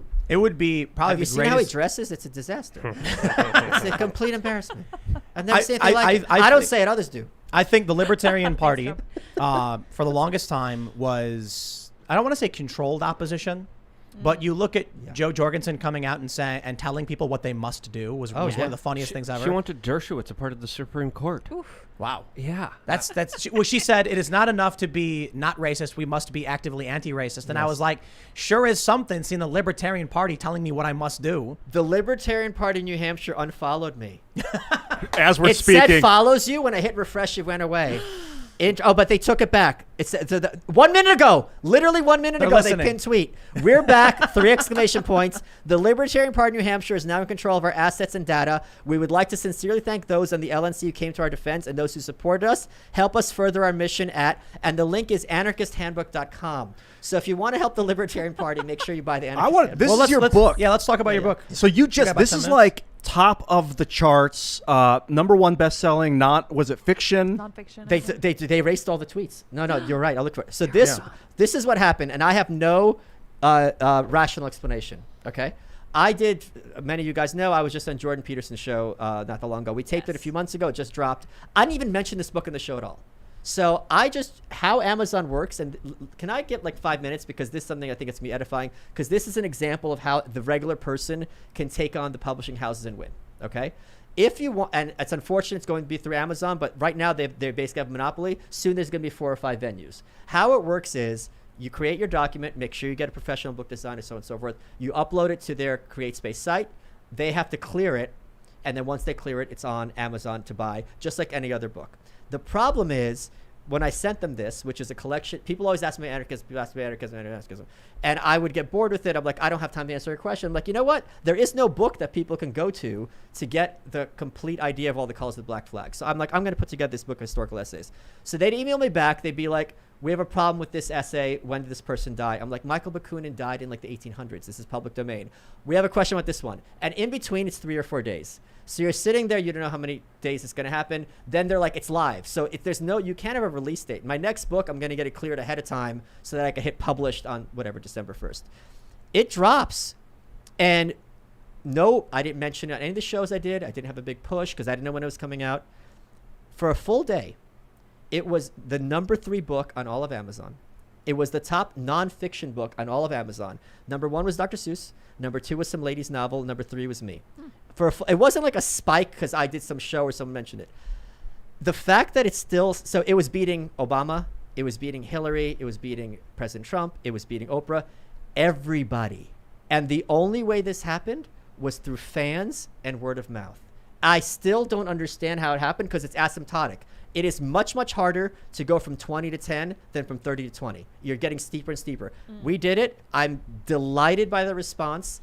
And this is a good example of how one person with a motivated fan base spreading the ideas of liberty as opposed to the Libertarian Party. I was on Breitbart earlier this week. Alex Marlowe, who's great, he's got a book out. We're doing better. Sorry, Alex. He was reading a whole section of Emma Goldman on Breitbart. The fact that I could have people talking about radical ideas, and people are hungry for radical ideas, shows that there is a market for it. People love to talk about these concepts, but they're not usually allowed to in corporate media. The LP wants none of it. And that's why they're a joke. And that's why when I take over, it's going to be really funny. I think we were some of those fans. You were. You guys pushed it. It means a lot. Well, Are you still chairman, though? I think I'd be chairman in the Chinese sense. Okay, got it. President. So one of the things we had said, right, we keep getting super chats where people are like, they'll say something innocuous and then turn it into a pitch for Michael Knowles' book. Sure. Okay. So they'll be like, I can't believe what they're doing with cancel culture on social media. It's leaving me speechless, much like Michael Knowles' book, Speechless. That's Very. And whenever, so we read them and it is clever. But I always say, so I've chatted with Michael a little bit and he's just like, oh man, they're still pushing that meme. And I was like, it's fantastic. I love it. Yeah, it's organic. I want everyone to buy your book, so it's the top of the charts. I want everyone to buy Michael Malice's book, so it's at the top of the charts. I want everyone to buy Andy No's book, Unmasked, top of the charts. All of them. Then when regular people go to Amazon to find a book, what are they going to get? The most influential subjects are going to be written by smart people challenging the establishment. And here, I'm going to let you guys in a little inside baseball. I've not told anyone this. This is the first time I'm revealing this. I got a call from one of the major publishers. There's only like 4 or 5 of them. And this is an editor I knew. And he goes, your book got flagged because whenever you have these independent books that do gangbusters, it's our job to be like, how did this happen? And he's getting on a call with me, and I like the guy, but I'm going to tell him, you guys are screwed. There's nothing you could do to fix your model. You're going to go the way of Warner Brothers or Atlantic Records, which back in the day, there were 4 or 5 record labels. All the records are through them. Now you guys still have a large proportion, just like ABC, CBS, and NBC have of sitcoms. But in terms of channels, there's not only in cable, like dozens. On YouTube, it's literally infinite. You are never going to be in position to be Random House or St. Martin's or Simon & Schuster the way you were, because I, right now, have demonstrated to you, and I'm not magic, that I could go there and beat you at your own game. And here's the other thing. Let's suppose that they can run the table on me. If I sold this book to them on January 1st, it would come out January 2023. What happened was in February, a fan of mine, Marla, said, look, there hasn't been a book like this. The last one that was like this in the 60s, why don't you do that audiobook? And I said, why don't you just do it from scratch? And it was out in May. So that turnaround is something they are not in a position to do. So what, this book it's a collection of essays by a bunch of famous anarchists. And you're going to read one of them. I am going to read one of the classic essays shortly after we wrap up here. For the audiobook. And but is there like a lot of original from you in this? No. This is so the whole point of this is people always ask me about anarchism as if I'm an authority on the subject. Haha. The slogan I have on the back is the black flag comes in many colors. This has been a long historical tradition that is swept under the rug. There's very many variants. There's the hardcore anarcho-communists, which in many ways are predecessors to Antifa. There's the contemporary anarcho-capitalists, which the left wings do not consider anarchists at all. But this just shows alternatives to government and critiques of government from many different points of view. Let me ask you about the political compass, right? People like to say that Antifa is the left libertarian quadrant, and that Antifa... I wouldn't say left libertarian, but left certainly, yeah. Right, definitely not libertarian. Right. People, like you just mentioned, anarcho-communists are the precursor to Antifa. Sure. I don't believe that those who would use force to impose their will over others would be classified as libertarian or anarchist. But there would certainly be anarchists, like the guy on the cover, Louis Ling, his essay, he was arrested by Illinois for making bombs, and he explicitly set up for force. So their vision, this was their argument. And I since we're on YouTube, I have to make clear this is historical stuff. This is not something I'm endorsing people doing. It's not something I personally believe in. But their argument, because they came out of a communist tradition, which is not Marxist. So I would strongly encourage all the people who are libertarians who read this, the one essay they love the most is by Michael Bakunin from 1867. Bakunin was Marx's big rival for the international left. And his essay, 50 years before the Soviet Union, said, this is what Marxism is going to mean in practice. This is why it's a nightmare 1,000 times worse than the Tsar. You guys are crazy. You guys are evil. This is not what we're about. He called it. It's all in here. So they were for force in this sense. Their argument was, which again, I don't agree with, that because the police and the government are tools of the wealthy to exploit the population and to keep poor laborers starving and can't feed their kids. Remember, this is before the welfare state. It is our job to use weaponry as self-defense, to have this revolution, to have you guys not keep bleeding us dry. So in that regard, perhaps I agree with you that they were the precursor to Antifa, which I view as an overtly authoritarian left movement because they attack regular people. Correct. So they would not be in favor of that. Any of the people in this book would not be in favor of that. Right. So I guess that's my distinction. The modern version of the people who claim to be left libertarian are anything but. And let me also defend these commies from a lot of these anarcho-capitalists. Emma Goldman, who I love, was deported by Woodrow Wilson via J. Edgar Hoover during the Great War and sent to Russia. And she goes there because the argument is when push comes to shove, these people are going to be Stalinists. She goes to Russia. She's looking around. She's like, this is not what we're about. This is a disaster. She goes to Lenin's office, yells at him. She goes, we're anarchists. We are for free speech. We're for the maximum freedom of the individual. What are you guys doing? He goes, free speech. He told her face. Free speech is a bourgeois contrivance. At the very least, you can't have it during periods of revolution. So go home, Emma. Her mentor, Kropotkin, was under house arrest, in the Soviet Union. She left with her partner in crime, literally crime, Alexander Berkman. They each wrote books denouncing this. And Emma's was called My Disillusionment in Russia. When she went to Britain, Emma Goldman, the heroine of the left, she's the, this is as left as it gets. She gave a speech. She starts with a standing ovation. She's like, guys, what's going on in the Soviet Union is a nightmare. This is exactly what we're opposed to. This is horrible from beginning to end. When she was done, you could hear a pin drop because they weren't hearing it, because they were more than happy. This is going to be a big theme of my next book, to have all these Russians over there. Let's have it be an experiment. Listen, if it doesn't work, who cares? It's the Russians, not affecting us. And if it works, then we get to import it. So this was really cynical, sick stuff. And when Ayn Rand, who escaped the Soviet Union, was on Donahue in 1979, I tweet this all the time. Donahue says to her, how are you so harsh against these people? How are you just condemnatory? Can't you just say you disagree? Why do you call them so evil? She goes, because I look at them. Because they don't hesitate to sacrifice whole nations. And more recently in our time, Venezuela, which you mentioned, how many people were like, hell yeah, Venezuela, what's going on there? And then later they weren't like, what have I would be perfectly fine with them being like, you know what? Just like Goldman or Berkman, they're like, I thought this was going to be great, and look how it turned out. I was wrong, and we really need to have solidarity with people of Venezuela, especially as leftists. We should worry about poor people. And there's none of that. Pin drops. I went to Venezuela. Stores were empty. It was very, very difficult to buy things. We went to a mall, if you can call it that, and it was just a bunch of empty stores, and some were open. We did go to some areas that, had food. There were wealthier areas. Luke also went to Venezuela. Someone was literally shot and killed as soon as I landed at the airport. And at the airport? At the airport. The airport is one of the most dangerous places you could be in Caracas, Venezuela. Why is that? That's where all the major robberies and crimes happen. And an Egyptian guy was literally just a couple of minutes in front of me, leaving the airport. Some guys tried to mug him. He resisted. Saw it? They shot it. I heard the shot as I was going through customs. But I want to That's point how crazy out, Venezuela is. Luke posted a bunch of videos of these markets that were just barren. Yeah. But there were leftists, American leftists, who went to Venezuela and went to the Potemkin markets and filmed all the glory of all their products, saying how great it was. The Chavista areas. Right. The communist-friendly areas that were, of course, friendly with the regime. This is what people don't realize. Sorry, Chip. When you go to these countries where the government runs everything, they also are perfectly happy. This happened in the 90s in North Korea and many other places. They're like, okay, we've got enough food for 500 people. We've got 2,000 people. Who's going to get the food? They're not going to say we're going to do it equally. They're going to take care of their own first. In a way, you can't blame them. Because if they don't take care of their own, they're going to lose their hold on power and therefore not continue the revolution. So from their perspective, they don't have a choice. It's horrifying. And again, what we talked about earlier, Americans have no clue what this is like, but my next book's going to change. Are there ways to dissolve monarchy that aren't violent? Well, yeah, they could abdicate. Decentralized. Every problem we see comes from centralization, comes from big governments, comes from people saying that they're going to fix everyone's problems, and that's impossible. We have to realize and wake up as a people and understand that one person shouldn't be responsible for everyone else, and we should all be responsible for ourselves. Personal responsibility. Yes.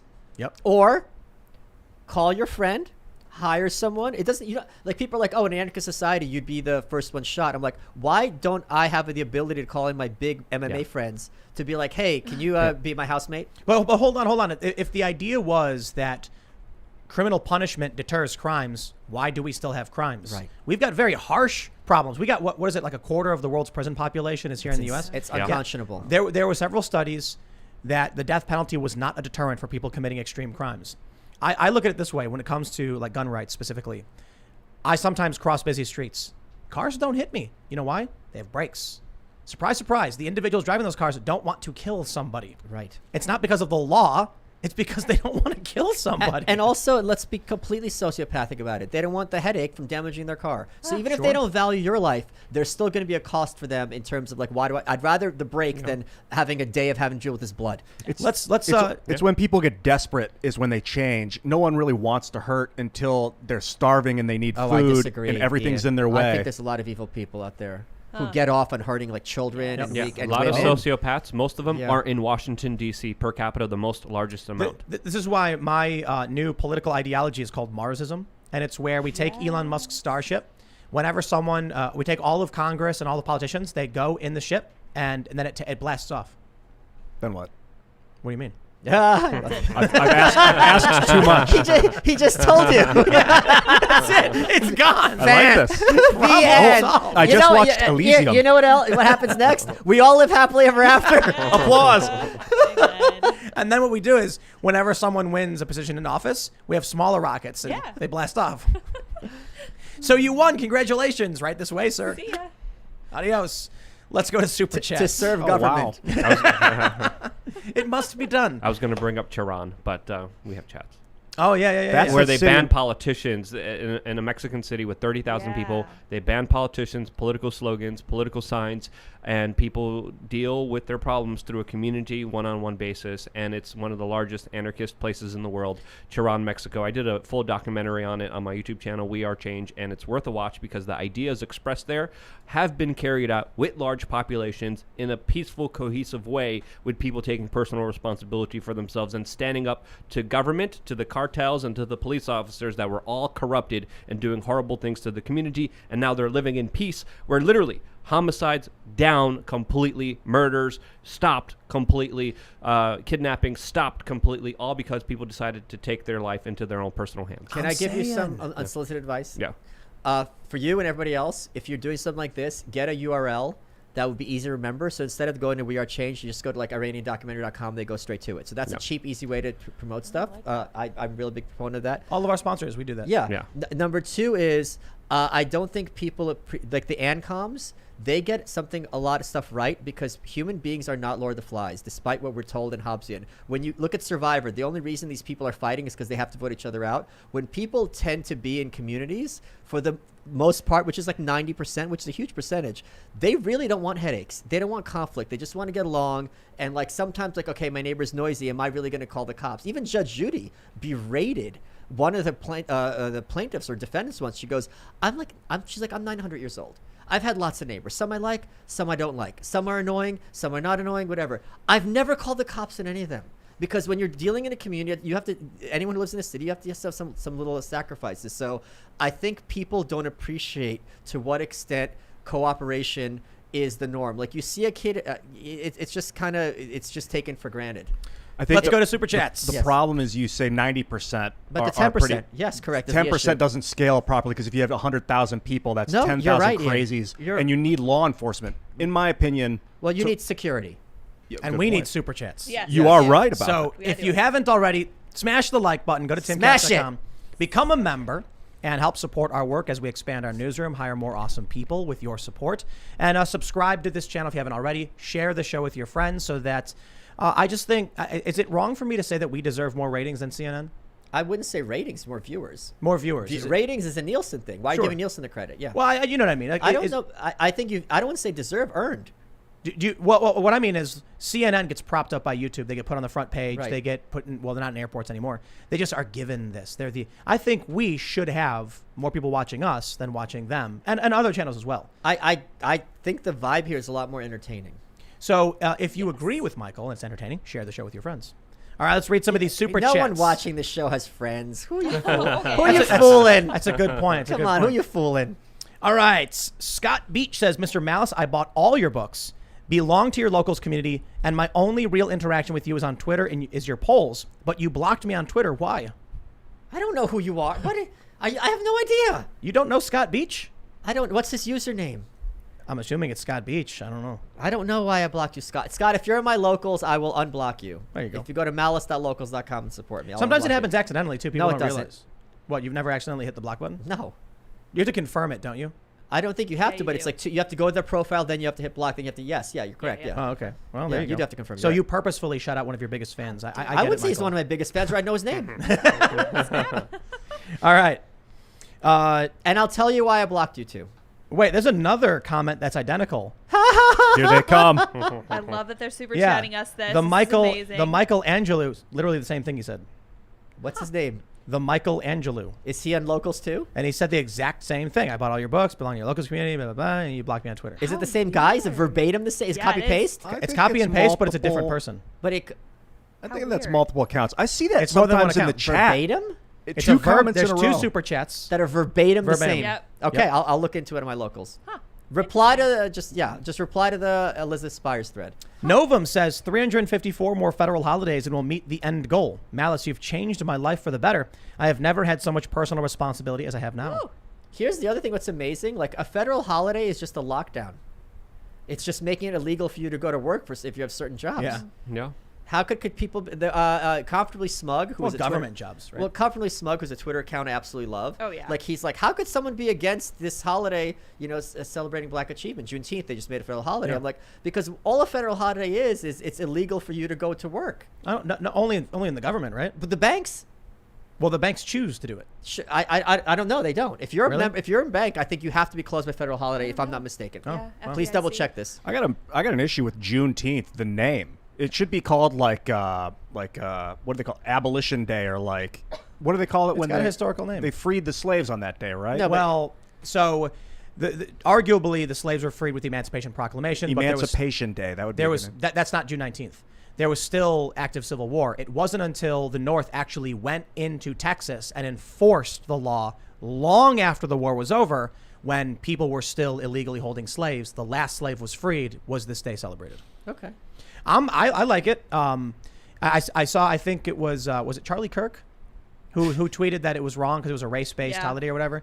My attitude is like, we have Independence Day, where we had this ideological revolution where we severed ourselves from the What monarchy. about Labor Day? It's just Martin a class Luther King holiday. Day. Geez. Right, but Martin then Luther King Day was originally called Black People's Day. Oh wow. Did you not know this? Yeah. No. No. So the Independence Day for us was when we had this ideological revolution and physical revolution of sorts, and we severed ourselves from monarchy. We realized that divine providence wasn't what makes law, and then 80 or so years later, we had another ideological revolution that you cannot hold people as property, and it was much blood was shed for this.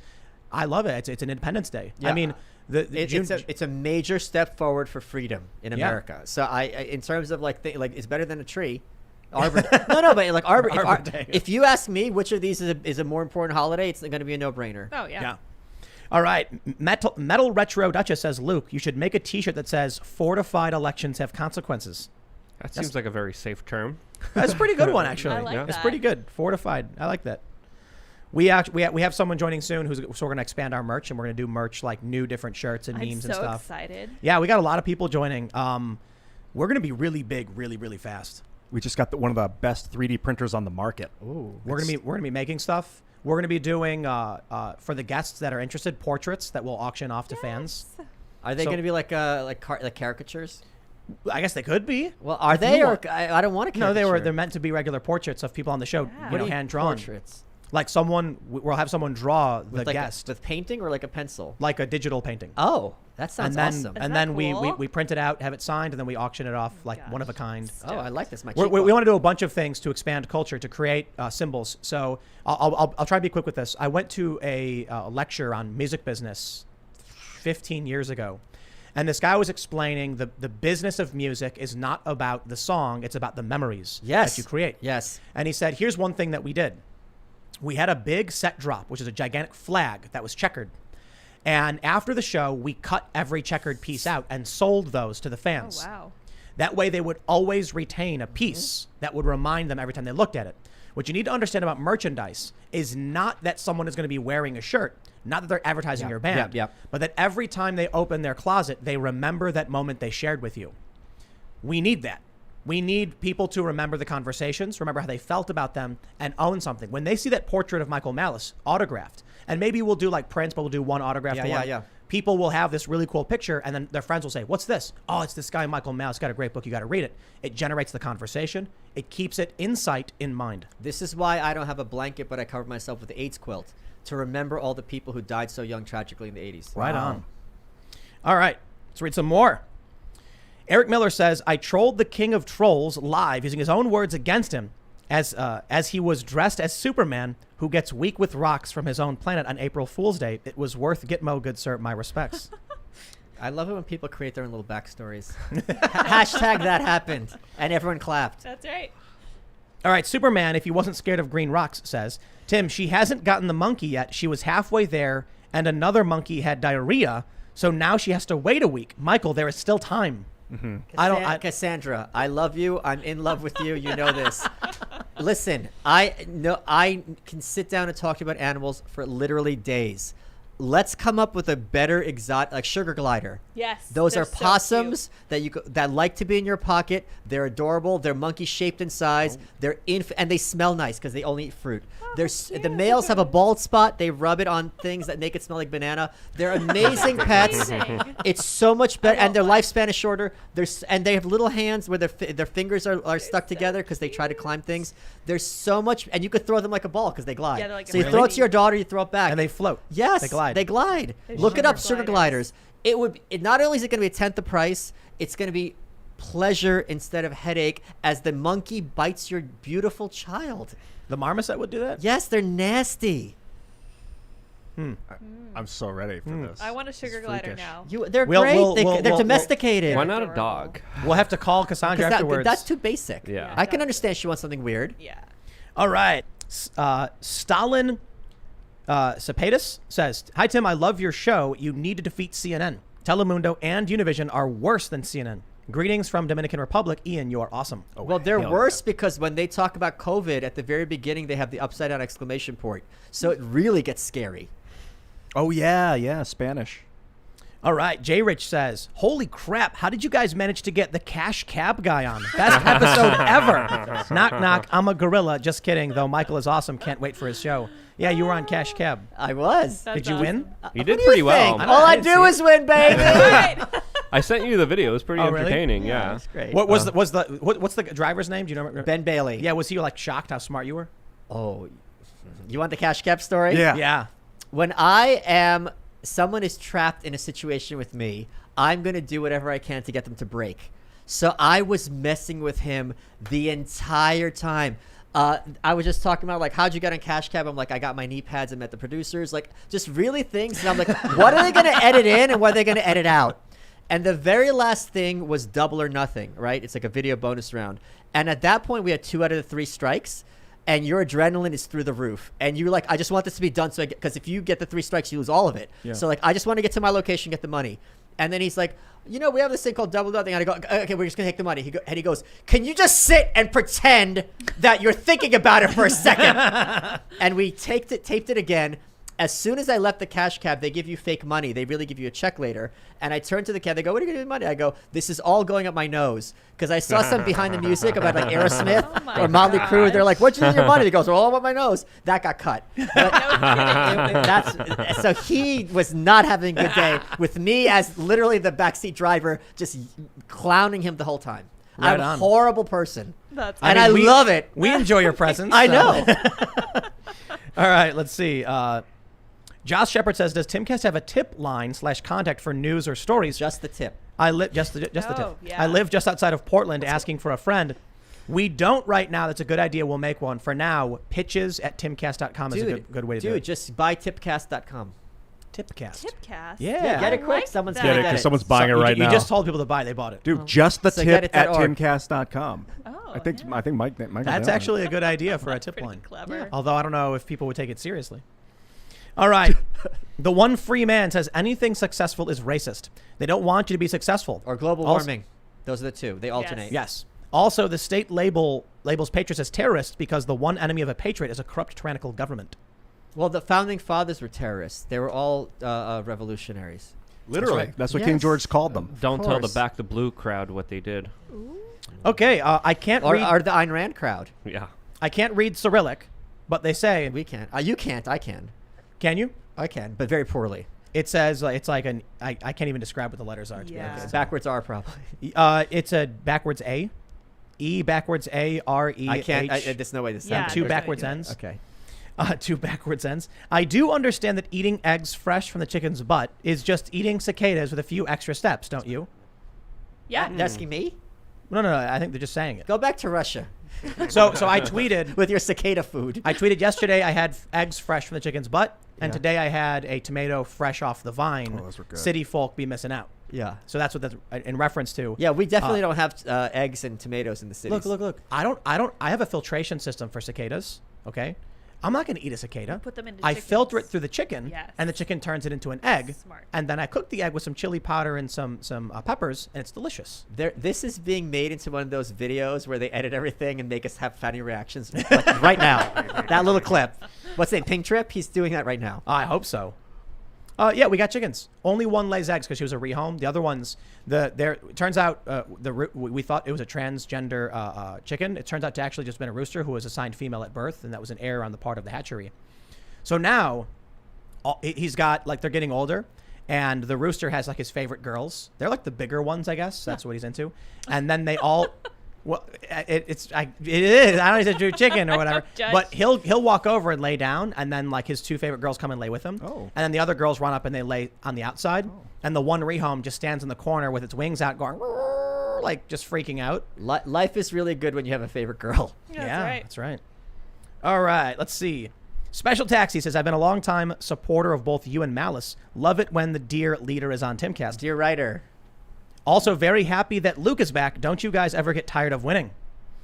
I'll let you know when that happens. Yeah. Sometimes. Yeah, I try to make it as challenging as possible.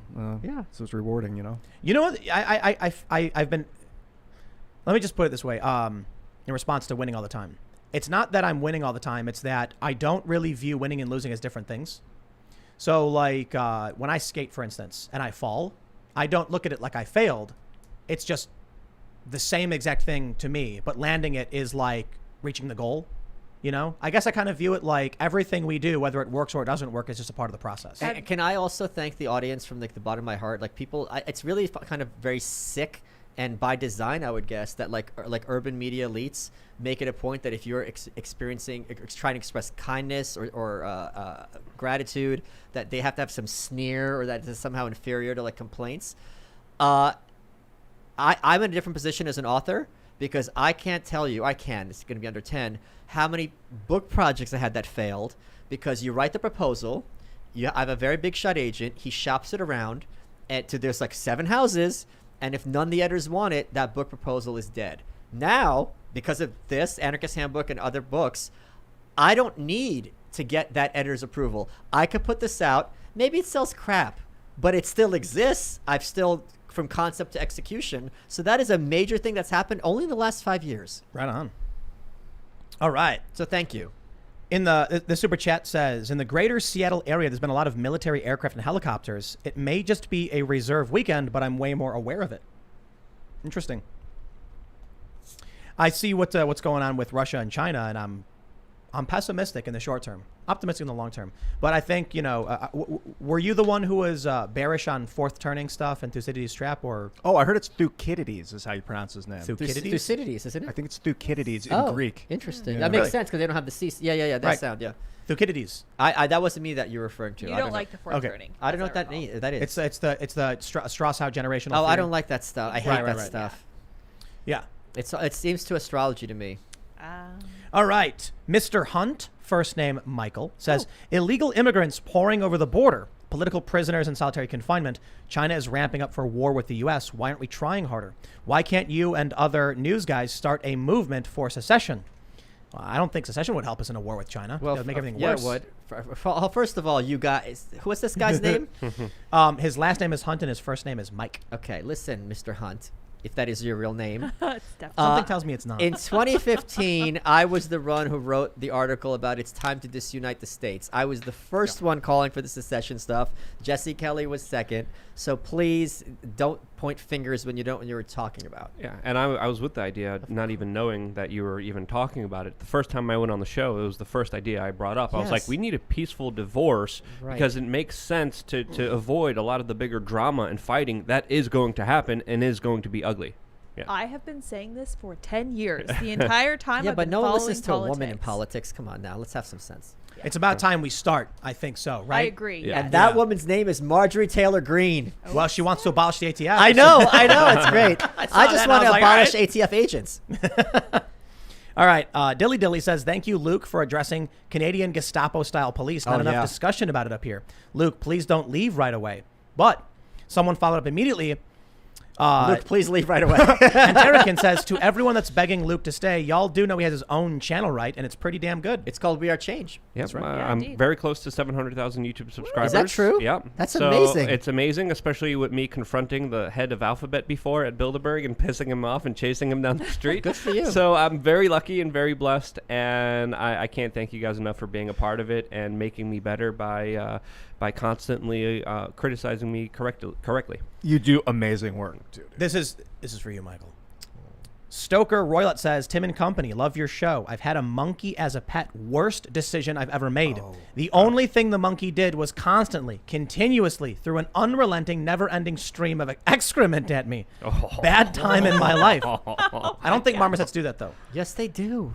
Why would marmosets I be feel like different? that's a monkey. You got to call her Marmosets tonight. are story. monkey. They're just small monkeys. I gotta tell you a story. So, Yes. what they have macaques in Brazil, right? Is that what it is? Yeah. I was in Rio and we were walking down the street when I got hit by something, and I like turned around, like, what happened? And the guy was like, "He's okay. He's just a monkey." And I was, or he said, I think he said macaque, and I was like, "What? Excuse me? Like, You're what? He's like, I got hit by something, and he said it's just a macaque, and then. I didn't know what it meant. I didn't think he said he hit me with, Yeah. you know. And then he was like, look up there. And then I look, and there was a little monkey on top of like a bus like seating thing. And it was like looking at us, and it yelled, and it threw something at me again. It was just the most hilarious thing I've ever seen.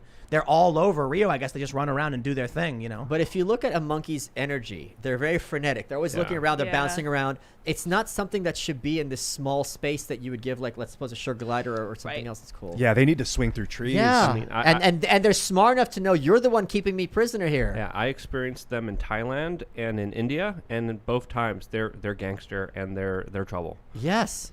All right. Let's see. Legama Thygion says, I met an anti-Trump leftist with a cast still on their arm from being pulled from the path of the car in Charlottesville by a right-wing militiaman who saved them. They fully debunked the good people on both sides hoax. Can I email you their name and YouTube? This person is a patriot. Interesting. Pitches@timcast.com. All right, Christopher says, Tim, your ignorance to the law is amazing sometimes. If a crime is committed with a gun, they never give the guns back. Yeah, but it's not necessarily that's- it's not necessarily a crime of the gun that they're being charged with, right? Well, my point is, if he won and didn't plead guilty, then it Right. wasn't a crime. Yeah. Then they'd get his guns back. How could you be like, well, you know, you're not guilty of committing a crime, but we're going to take it because it was a crime? But sometimes they do that, like drug stuff. Like if you're not convicted, they still keep the stuff. Yeah, that's true. That's so true. we don't know how the law works. Evil state stuff, man. Yeah. All right. Or they could be like, we lost it. Boogaloo Boy says, Oh Rip. boy. You want me to? No, but you know the boog. I mean, Oh, I know. Yeah, okay, yeah. But it's the super chat, and they said, Yeah, Rip yeah. Duncan Lemp. Time to Yes, raise thank the you. black flag is near. Stay safe and stay deadly. Who is Duncan? You We mentioned don't That want- earlier? story deserves a lot more attention. I talked about it in Glenn Beck. I was very a proud. no-knock raid in the middle of the night in Maryland from a police department, a SWAT department in Maryland that's known for having many controversial no-knock raids. And as you were describing, a man was shot when he was sleeping. His Through pregnant the girlfriend- window. His pregnant girlfriend was ripped away through glass. And no one really talks about the story, but this is a huge story. And they're refusing to release the body cam footage. yeah. Still. Yep. And none of the cops are going to be charged, and he's dead. Yeah. And here's the thing. Let's steel man this argument. Let's pretend, because the argument was he got a tip. He's got like a red flag gun law. You got a guy who's got an illegal, and he's like, let's suppose he's like a really evil person who's killed kids before, or whatever. Just let's make him as worst possible, who shouldn't have these guns. You know he's armed. You know there's a girl in there, and he was with his parents, I believe. You know there's people there. You stake out that house. You wait until he leaves to go to 7-Eleven. You knock on the door where mom or the girlfriend go, here's our warrant. Get the F out of our way. We're going to search this house from attic to basement. We're going to tear apart the furniture. But you get to be alive, and you go stand in the corner. Yeah. Everyone, including the gun people, would be like, if I have to choose between these two scenarios, I'm choosing this one. The idea of a no-knock, I said this line on Glenn Beck, and I'll say it again. I'll say it till I'm dead in the face. Even Stalin had the courtesy to knock. Wow. You laugh, but think about it. I know. Even Yeah. the KGB, Germany, you're at night, you're terrified because, oh my God, it's 2 a.m. They're coming to take us to the gulag. The fact that you could shoot guns blazing for an American who might have guns, it's not like he has. If he had, if he had a kid hostage, if this is an imminent terror threat, I can wrap my head around it very, very easily. What was their claim against them? That he had guns they shouldn't have. He has some red flag law. Yeah. Wow. Yep. Yeah, this was Executed There in was his not sleep. even a claim that he was an imminent threat to anyone. Right. So the premise behind no-knock raids, let's also explain it because it sounds so psychotic, is we have to do these because otherwise the person might destroy the evidence. Now, I can even wrap my head if it's a coke dealer and he's going to flush the coke down the toilet, why they don't just shut off the water in that case doesn't make sense to me and is really risking these officers' lives worth the cocaine. You can Hold still on. flush toilet Fine. even if the water's Sure. off. The point is, you're not flushing those guns down the toilet. Yeah. You cannot destroy an armada or an arsenal of guns in even a long period of time. Yeah. And these people are murderers. Yeah, and you can just- by the yeah. way, this is why I say all cops are criminals. How much money would it take Gretchen Whitmer to tell you to put on body armor and at 3 a.m. shoot someone in their sleep or break down their door while they're in bed at age 23 Very young with their man. pregnant girlfriend? Back If to you blue? can take any kind of money to do that, you are a monster. All right. Charles Balyosian says, welcome to Tim Pool Bets. Everyone demand a jury trial. The state can't process all of us. That's right. Convicts strong together. Don't bend the knee. Let's go. Oh boy. Crackbot says, Tim, aren't you the one saying that the Kenosha kid was going to get life in prison? So what makes you think that they would get a fair trial? I'm not entirely convinced they would. There was a lot of people politically fighting on their behalf. I do think the Kenosha kid will likely get life in prison on these charges. I still think he needs to fight and not plead guilty. Imagine if Kyle Rittenhouse was like, I'm going to plead guilty to felony assault with a deadly weapon instead of two counts of murder because at least then he'll only go for 25 years. Nah, he needs to fight and he needs to win and he needs all the support he can get. Tim, I also think it's very hard for me, maybe not for you because you've actually been arrested. When you're in that environment, I think it's very, very hard to think rationally. And I think the longer you spend in that prison, the more you think this is what I'm looking at for the rest of my life. I can't do this. I can't do this. I'll take whatever I can, like a rat in a sinking ship. That's what I imagine is psychology for a lot of these people, and I don't blame them. And it's by design. Yeah, it's dehumanizing, and it's torture too, especially if you're in solitary confinement, which a lot of people are. I will stress this about Kyle to make sure I'm clear. I wish none of that ever happened. It's a horrifying tragedy, and I think any violence that comes from the state afterwards is just making everything worse. So at this point, I hope there's a fair trial, and we'll see what comes of it. But we've had what 4 or 5 witnesses in here telling us about what happened, and we even had Destiny. He's a leftist. He said it was the clearest case of self-defense he'd ever seen, and he got banned on Twitch for saying that. He got removed from their partner program. So anyway, look, I think you won't always get a fair trial, but I think if enough people stood up and demanded their rights, we could have an impact before it's too late. Yeah, I think you're right that it instills panic and that we almost need some sort of like military training to stay calm in the face of authority. Or just be from Eastern Europe. Yeah, Be very steeled. much. Right? Yeah. We got a really big super chat, but How it was much is it? retracted. It was $500. So, but I You can retract super chats? yeah, no. The message was deleted. The super chats. Who's it by? I don't know if I should read it because they took their Is comment it, away, is right? Does the name start with G? No, Okay. it's a long name. Okay. Wow. Thank Yeah. you. Man, that's soda money. Fuddrucker 3000. That's not actually what that's the name. the worst of the Fuddruckers. Well, that's not the name they actually put, though. Yeah, I the name got is you. the other one. Yeah. I had the opportunity to be on a local trial twice. First time, it was heavily implied that a child was abused. Second, it was clearly about attempted murder. Jury nullification isn't as simple as liberals dream it to be. Yeah, us liberals. You know, I don't think I'd ever get chosen for a jury, ever, because I have I have a policy of I will almost always say not guilty in almost every circumstances. Someone who shall remain nameless, when they were doing jury selection, went up to them and said, "I'm an anarchist, and I will not vote to convict under any was that? circumstances." And they said, "Too bad, you're on the grand jury." And I'm like, or whoever that person was like, "All right, let's see what let's dance." I'd absolutely say I will not convict. Well, I say 99%. Look, if they come and they're like, here's a video of him beating a child to death, I'd be like... And whoever this person was certainly did convict, because there are cases where it's like weed, but there's also cases like this guy tied up his adopted mom and raped and killed her. It's like, okay, this is not anarchist versus Right. situation. This person should not be on the streets ever again. But I would inform them, like, unless you can present not just evidence beyond a reasonable doubt, but like clear evidence proving guilt, my personal philosophy is jury nullification and advocacy to all other jurors. So I'm more than happy to be on your jury to advocate to all the other jurors how we can nullify this charge. Yeah. And if they say, okay, cool, I'm down. I'm not trying to fight you. I'm telling you my philosophy so you know. Yeah. And if they want me on, so be it, you know. And we also know Homer Simpson's advice on how to get out of jury duty. Which one was that? To say you're prejudiced against all races. So Phoenix Gold says Tim's crossfire idea, Malice and Vosh. It would leave me speechless. You know the rest. Vosh has agreed to come back on. Are you familiar with Vosh? No. Oh, somewhat. Isn't he like a socialist? Yeah, I think he's a socialist. He's a Yeah. prominent leftist YouTube personality.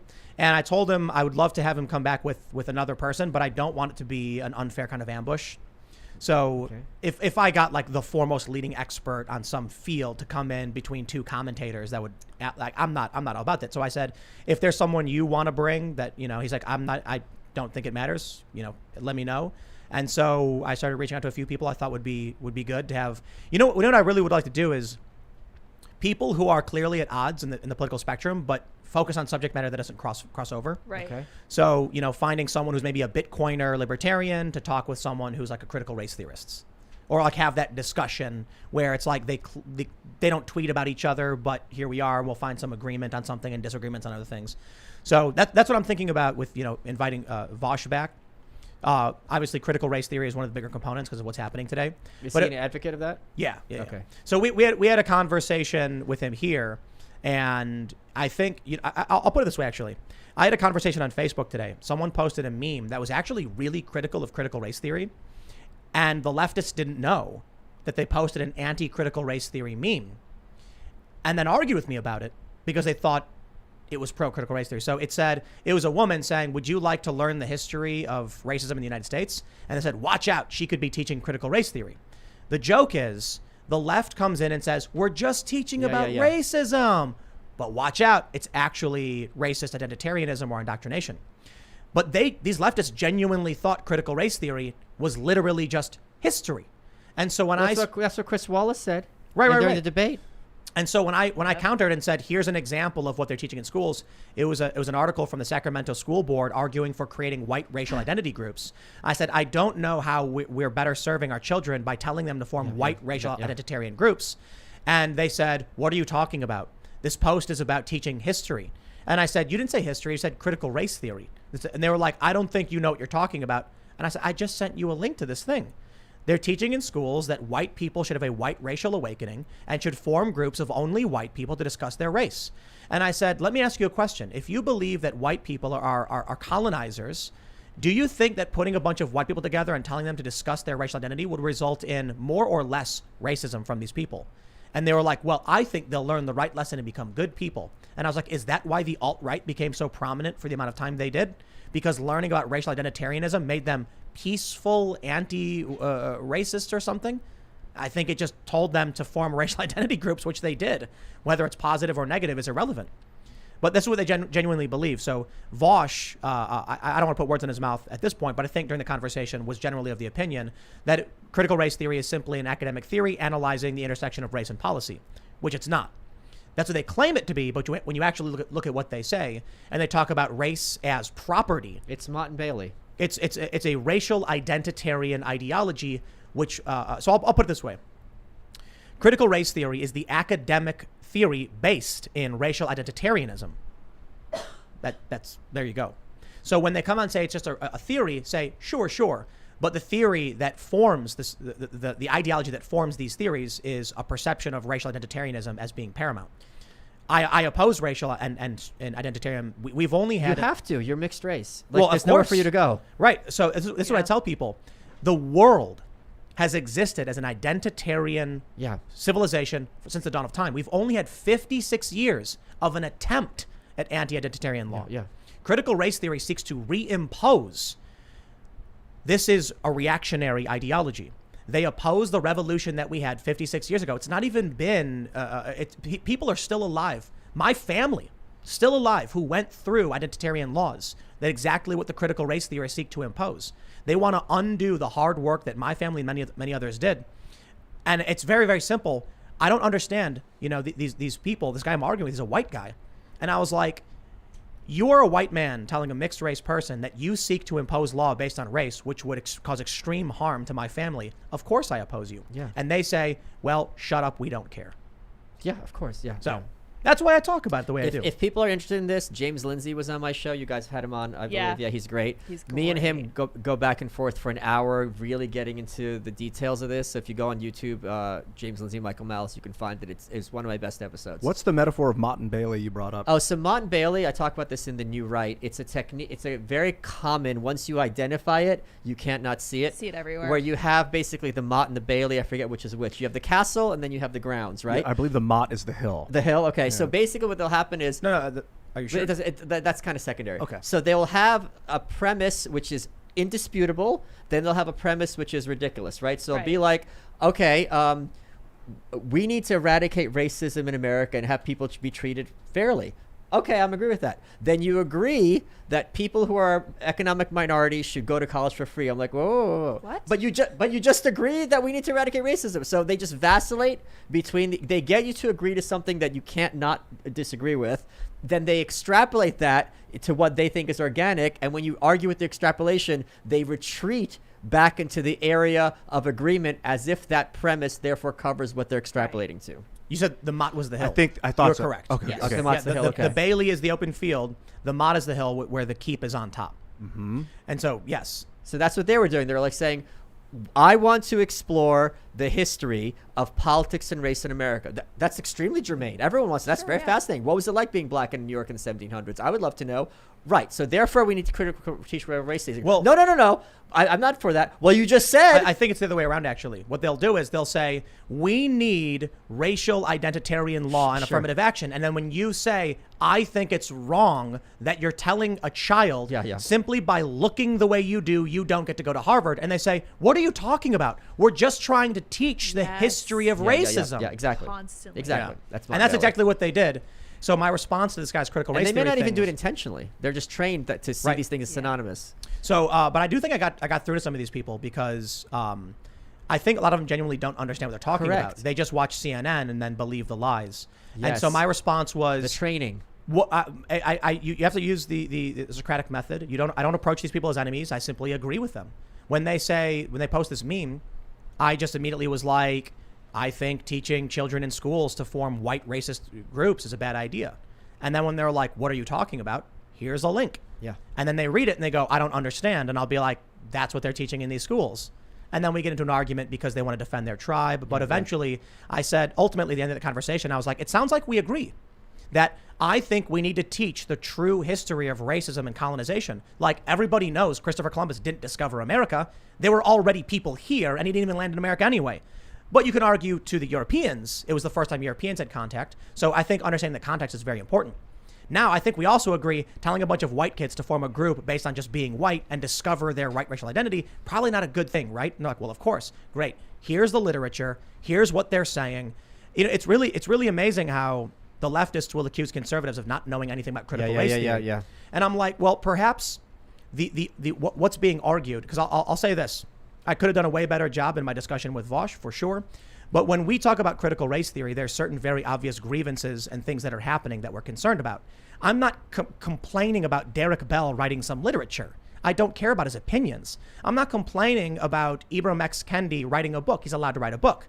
What I'm complaining about is applied critical theory.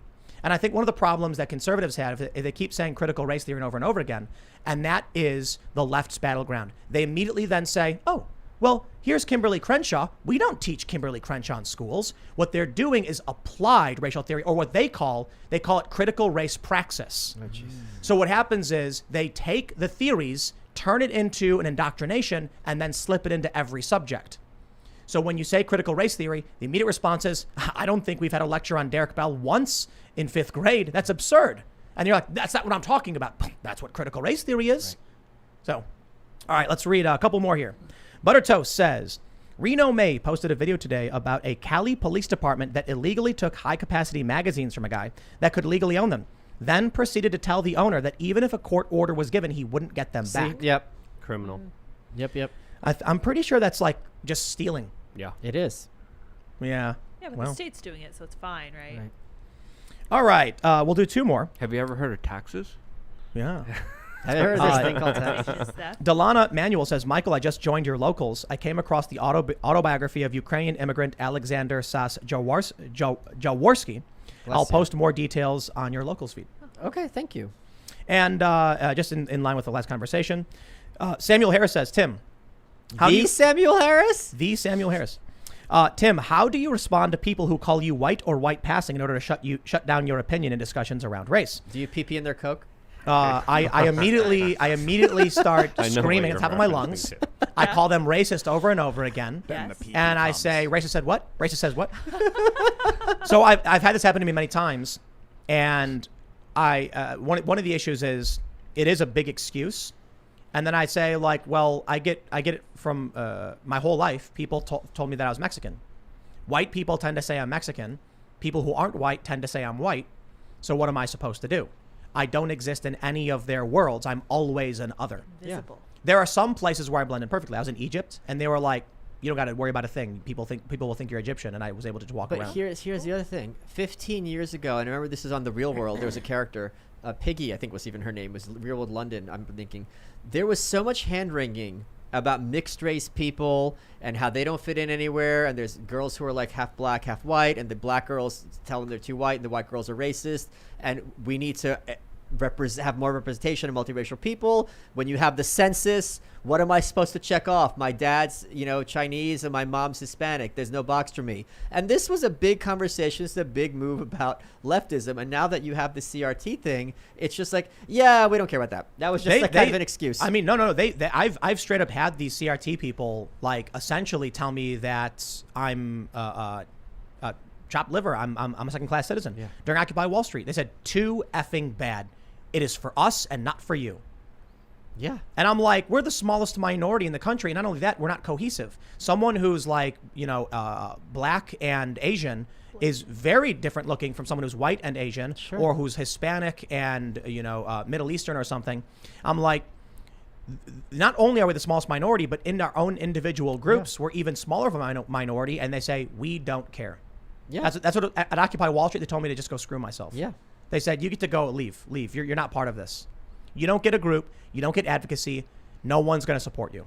Right. And I was like, well, then screw you guys. I'm going home. Yeah. And I'll make my own Screw you Occupy guys, Wall I'm Street going home. with blackjack. With blackjack. That's right. Just blackjack though. All right, yeah, Sounds just fun. blackjack. It's got to be legal. Ladies and gentlemen, if you haven't already, give that like button a good smash and subscribe to this channel. But make sure you go to timcast.com, become a member, because we're going to talk about some kooky conspiracy nonsense. I was reading a post on 4chan, and I had a good. I was like, this is a great sci-fi film. Seriously, it's a really good sci-fi film, and people genuinely believe this stuff. So we're going to talk about that. Should be up around 11. You can follow us on Facebook and Instagram at Timcast IRL. Help share our videos so that we can leverage these networks to get more people to go to timcast.com. And you can follow me personally at Timcast basically everywhere. This show is live Monday through Friday at 8 p.m. Michael, you have a book. Do you want to shout anything out? AnarchistHandbook.com, and I'm Michael Malice on Twitter. And this book wouldn't have been such a huge success without you guys and without you guys. So having that, you know what it's like when you have that freedom to create what you want and you can pay your rent. Yes. It's and given my personality, it's gonna be a really fun 2021. It's a beautiful feeling to have It that. is. May you Yeah. live in interesting times. Yeah, that's also a curse, I know. Yeah. That's right. And just so people know, I am posting very inappropriate memes during the show on Twitter and Oh, you are? Instagram. Yeah, I have this in airplane mode. I've been tweeting up a storm, all under Luke We Are Changed, Twitter and Instagram. And my cult is going very well. You may or may not be able to join it on lukeuncensored.com. Oh, I really want to give a shout out to that book, sorry. Michael. That's awesome. That's Thank you really cool. so much. And I love the cover. We didn't talk about the cover on air. Yeah. It's some sort of vapor. How did you describe it? I didn't describe it, Ian. Okay, so it's like a vaporwave looking. Yeah. Yeah. Look at that. It's just cool style. I mean, So I think I'll that's tell why. you the story of the cover. John Gerges did this cover. He also did my theme song for my podcast. What I did with this cover, this is what I realized. Everything that we as old, like very online people are used to, corporations haven't thought of doing it yet. So vaporwave, which is like this like 1980s Miami look, Yes. which is it's been there, done that on the internet in like 2017. Yawn. But I knew no corporate publisher would have a cover that looks like this because it hasn't percolated yet. So I would be able to have a cover like this that no one else had, and it would really pop from the screen, and I'm ecstatic with it. And this is Louis Ling, who was the first Che Guevara. He was the big stud of anarchy, and we gave him a wicker. little dynamite lapel pin. Yeah. Oh, very nice. I love Yeah. it. Thank Right you on. guys so much. Yeah, I have never accidentally switched to my own camera before, so there's Oh, first time for Lydia. everything. I apologize for that, but I am actually here in the corner. You guys can follow me on Twitter at Sour Patch Lids She's the as I best. attempt to surpass Sour Patch Kids and followers. Oh, I love Sour Patch. Yeah. Oh, and I surpassed today the Libertarian Party. Oh, Good. Nice. yes! They're going to have to have you on as press secretary now. Oh, it's going to be great. This is going to be fun, so make sure you're at timcast.com in about an hour or so to watch the bonus segment, and we'll see you all there. Bye, guys.